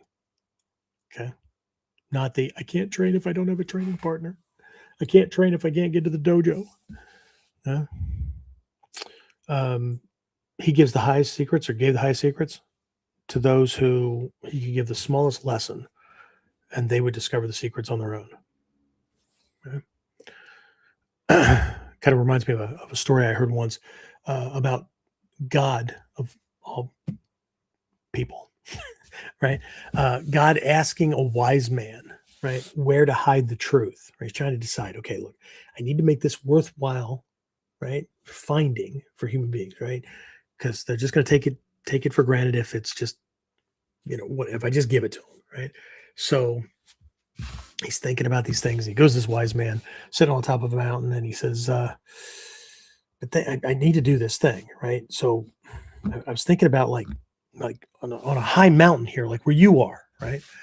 And wise man just kind of shakes his head.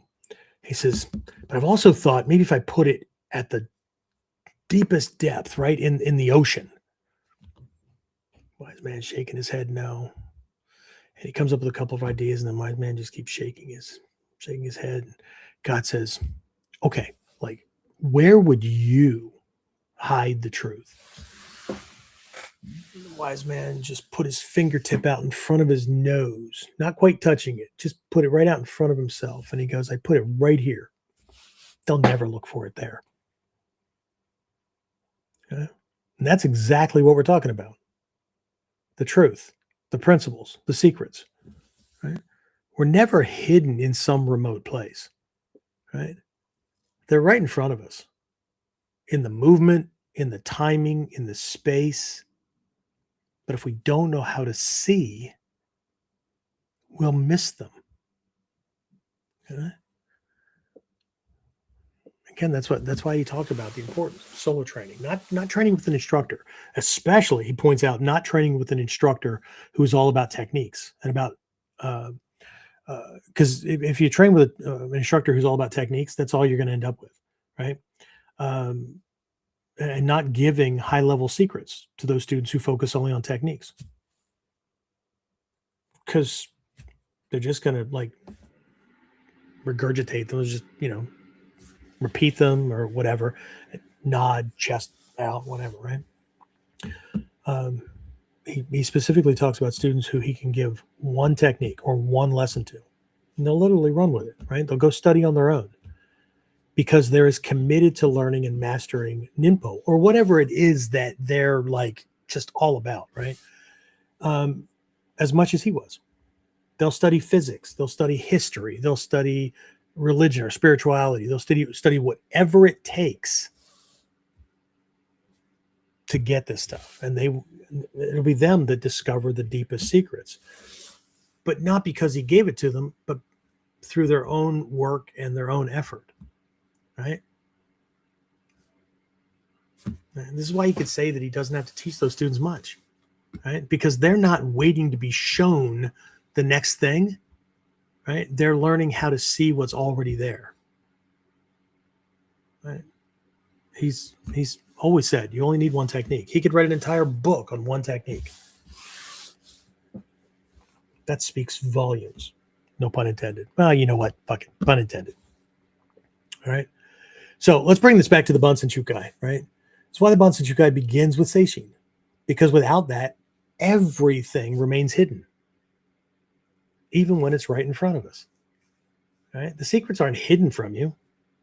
They're hidden from how we're currently seeing. Right? If we don't know what to look at or what we don't know what to look for. But I think that's what a lot of people are waiting for. They're waiting for sensei to tell them. But the things we remember the most are the epiphanies that we have, right? The discoveries we made. Yeah. We all know this, right? Anybody that's teaching knows this. Two people can look at the same technique. One of them sees movement, right? Step by step, dance steps, choreography, whatever. The other one sees timing, control, structure, intent, presence, and a whole lot more. Same lesson, different perception, right? So the question isn't where are the secrets. The question is, have you trained yourself, or are you training yourself to see them? Right. Anyway, getting through a bunch of this stuff here. I'm going to jump over some things here because I bit off more than I can chew. I'll reference this somewhere else. Okay, so quick moral question, because the Seishin sections are that they prepare somebody. The other reason that Seishin stuff is up front is because it's actually protecting us from something that could naturally occur once we learn the other stuff. The techniques, the tricks, the deception, the mind games, the gear, all that kind of stuff, right? A teacher asked this question one time in class, right? If we learn all this stuff, when you learn this stuff, you learn the mental stuff, all this stuff, right? There is no one or nothing you can't not have. So the question is, what stops us from abusing it? What stops us from misusing it? Okay. And his answer was nothing. Except this. Right? Our own foundation, our own moral thing. My truth always, unless we're in conflict. Okay. But even then, there's restraint, there's still observation, there's still clarity, right? Because shit changes all the time. And especially in warfare, shit changes all the time. Okay. So when something happens, I don't just react, right? My mind runs the outcomes, right? What happens if I say this? What happens if I escalate? What happens if I don't? Right? And then I choose from there. Right? Because I don't act based on how I feel. I act based on where this leads, where I need it to go. Right? Not for self-serving kind of things, right? Even the kanji for warfare, right? Spells out the job of a warrior. Okay? The kanji, bu, right? Or mu, right? Brings two kanji together. One looks like a castle abutment, right? They don't use that kanji anymore. It's modified. But this one, right? It has this line across, and then there's this like a claw hook kind of thing that comes down from it, and then there's a small line above that and a curved line at the apex where these things join, right? That kanji means conflict. Okay, like I said, it's a really old one. They don't use that one specifically anymore. They've got this other modified one, but inside of that one, right, or under it, it's more like a lean-to, right? Under it is a very common kanji. See it all the time in Japan, right? It's on stop signs, right? Red triangle, this kanji, because that kanji means to stop, to halt, to cease. Okay. So the kanji together means warfare or war or conflict, right? But spells out the job of a warrior. In Bushido, here's this kanji. that if you break down the kanji, the elements of the kanji, and look at them, it's to stop conflict. So engaging in conflict is not for conquering. It's not for, right, for the righteous purposes of righteousness. It's in the Bansenshukai. Okay. So if I'm going to engage in it, it's to stop things from going further. Right. This is why I say that everything is a test. Okay. Not of them, but of me. Am I seeing clearly what I need to see to handle this? Preferably in a win-win situation. That means we both go home, right? No shots fired, that kind of thing. But if not, right? So here's what I want you to take away with this when it comes to mindset and when it comes to this gap, this con. Okay. The beginner, I don't care what belt color they have around their waist. I don't care what rank is behind that, right? And I don't, because Hatsumi Sensei didn't, because it shouldn't matter. It's the level at which we're thinking. The beginner attacks what's open, what's obvious. The fighter, I would say the intermediate person, because they've got some tricks and tactics and whatnot, right? They create openings. They create opportunities. But the ninja, the Khan, sees the gap that already exists, sees the weakness that's already there. You have to work as hard. And if you have to work hard, you risk exposing yourself. You risk exposing your intentions. So even when we're applying these things, it's not obvious. Okay. So before we open this up to any final questions or comments or anything like that, right? I'm going to leave this here because it's in these oldest works, right? If you don't understand how a ninja thinks, it does not matter how many techniques you know. Okay? You're not continuing the tradition. At best, you're performing it. Because in the end, Seishin, clarity, isn't the highest level because it comes last. Not because it becomes optional, right? Not because it's some kind of deep mystical kind of thing. Right? Seishin is the highest level because everything else depends on it. Okay. Why did ninja use deception? To make sure that they didn't succumb to it. To study it, yes, I can use it on others, but to study it, gotta make sure that I'm not a sitting duck for it. Okay. All right. Let's wrap this up.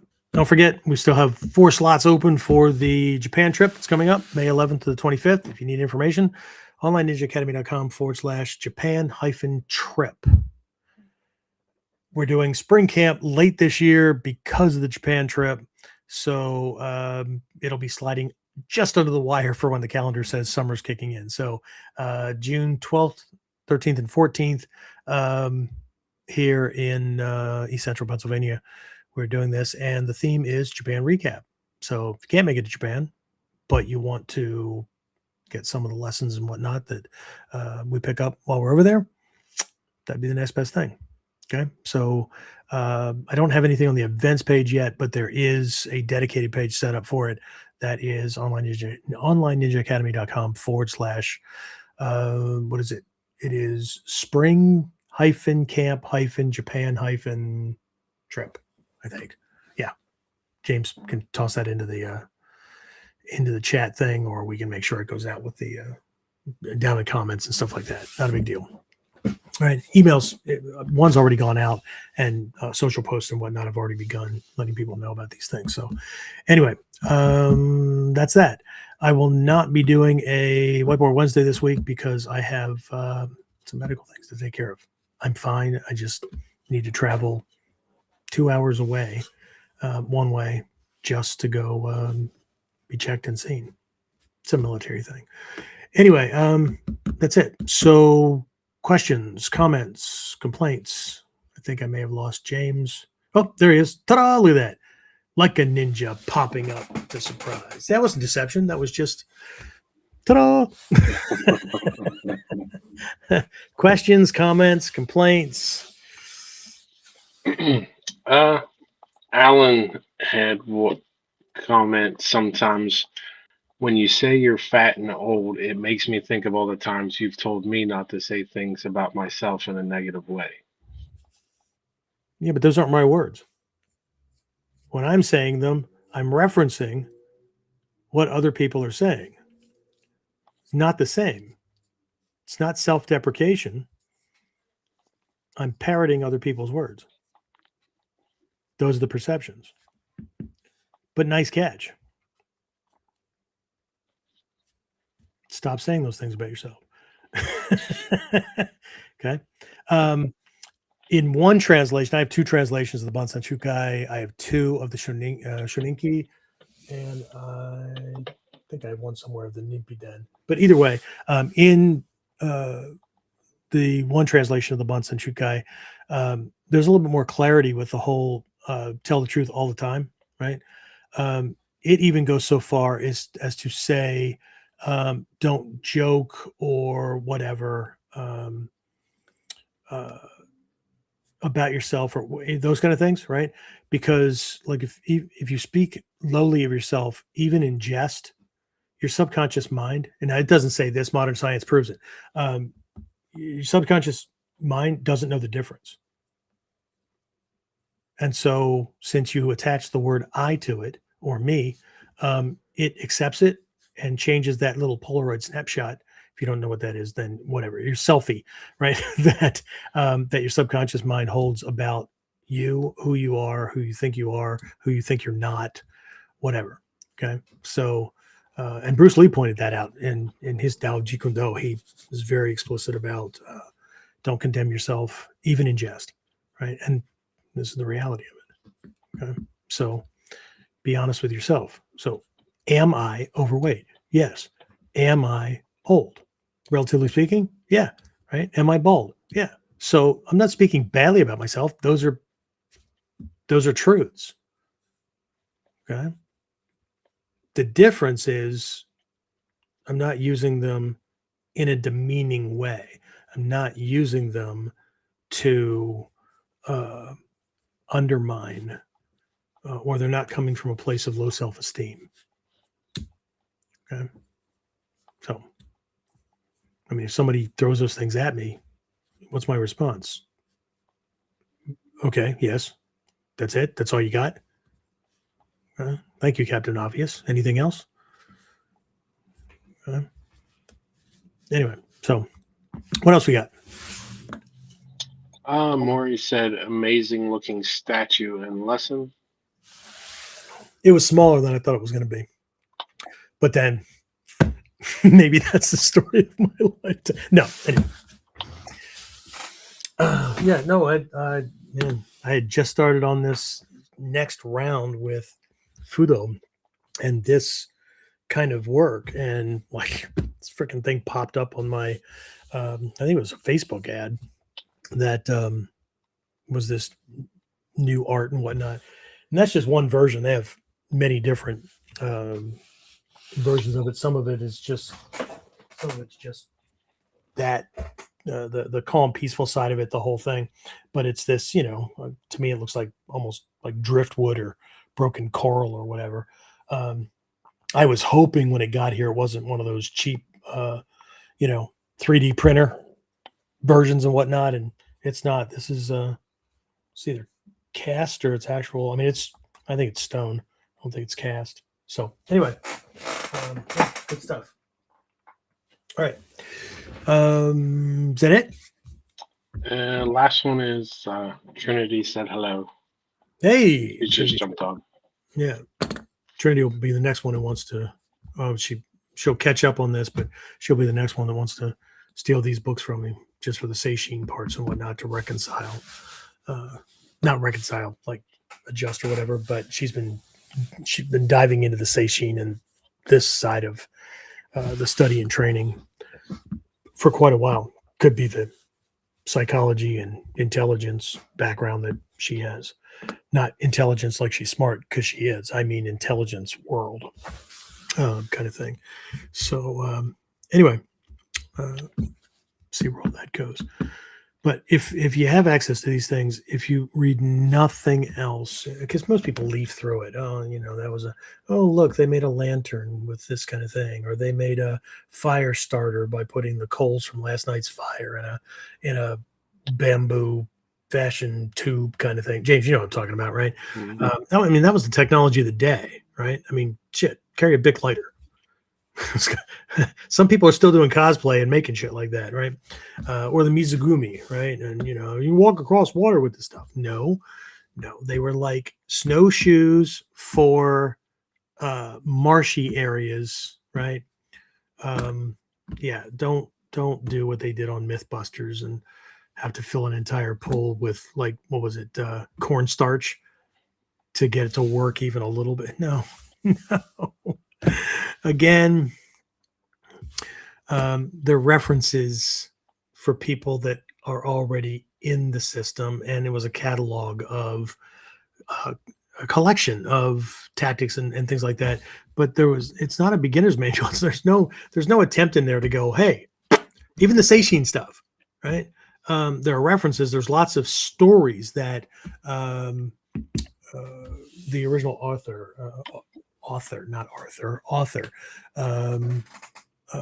Fujibayashi, that he referenced, right? And there's a lot of references to Confucianism and like stories from China. This stuff, I mean, this stuff all came in. So like the original knowledge, right? And there's even references to the Chinese. They say, like, the word kan is actually the Japanese transliteration of the word kan from the Chinese, right? But in Japanese, they even point out that in Japanese we say this, and this, whatever, right? So the historical things, they're interesting. They make certain points and whatnot, but again, a lot of it's like a reminder, but I still highly recommend it, because if we're only learning techniques, then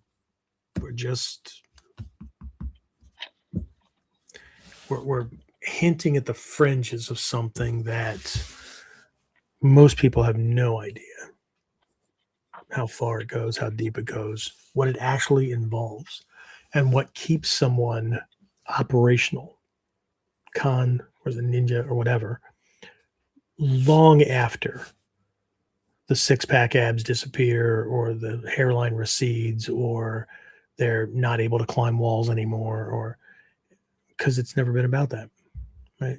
Operatives, when we can move into the shoninki and the ninpiden and things like that, and even sections within the Bansenshukai that were about those kind of things, right? Operatives would have been chosen based on the need for that kind of physicality.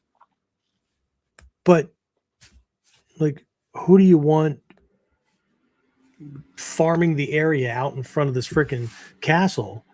Somebody who looks like they're on some special ops team wearing farmer stuff, or somebody that looks like, they belong there. Same thing in a market, same thing, whatever, right? It's no different than today's world, right? The appearance has to fit, because the gap in perception is, if it looks like, well, then it must be. Huh? So anyway, I'm okay with being underestimated. It's all good, right? Wouldn't be a ninja if I wasn't. Okay. Is that it, James? We good? All right, guys. That's it. I will talk to you again next time. So remember, no Whiteboard Wednesday this week, but we'll get the information out for the Friday class. And other than that, I'll see you next time on Kuden.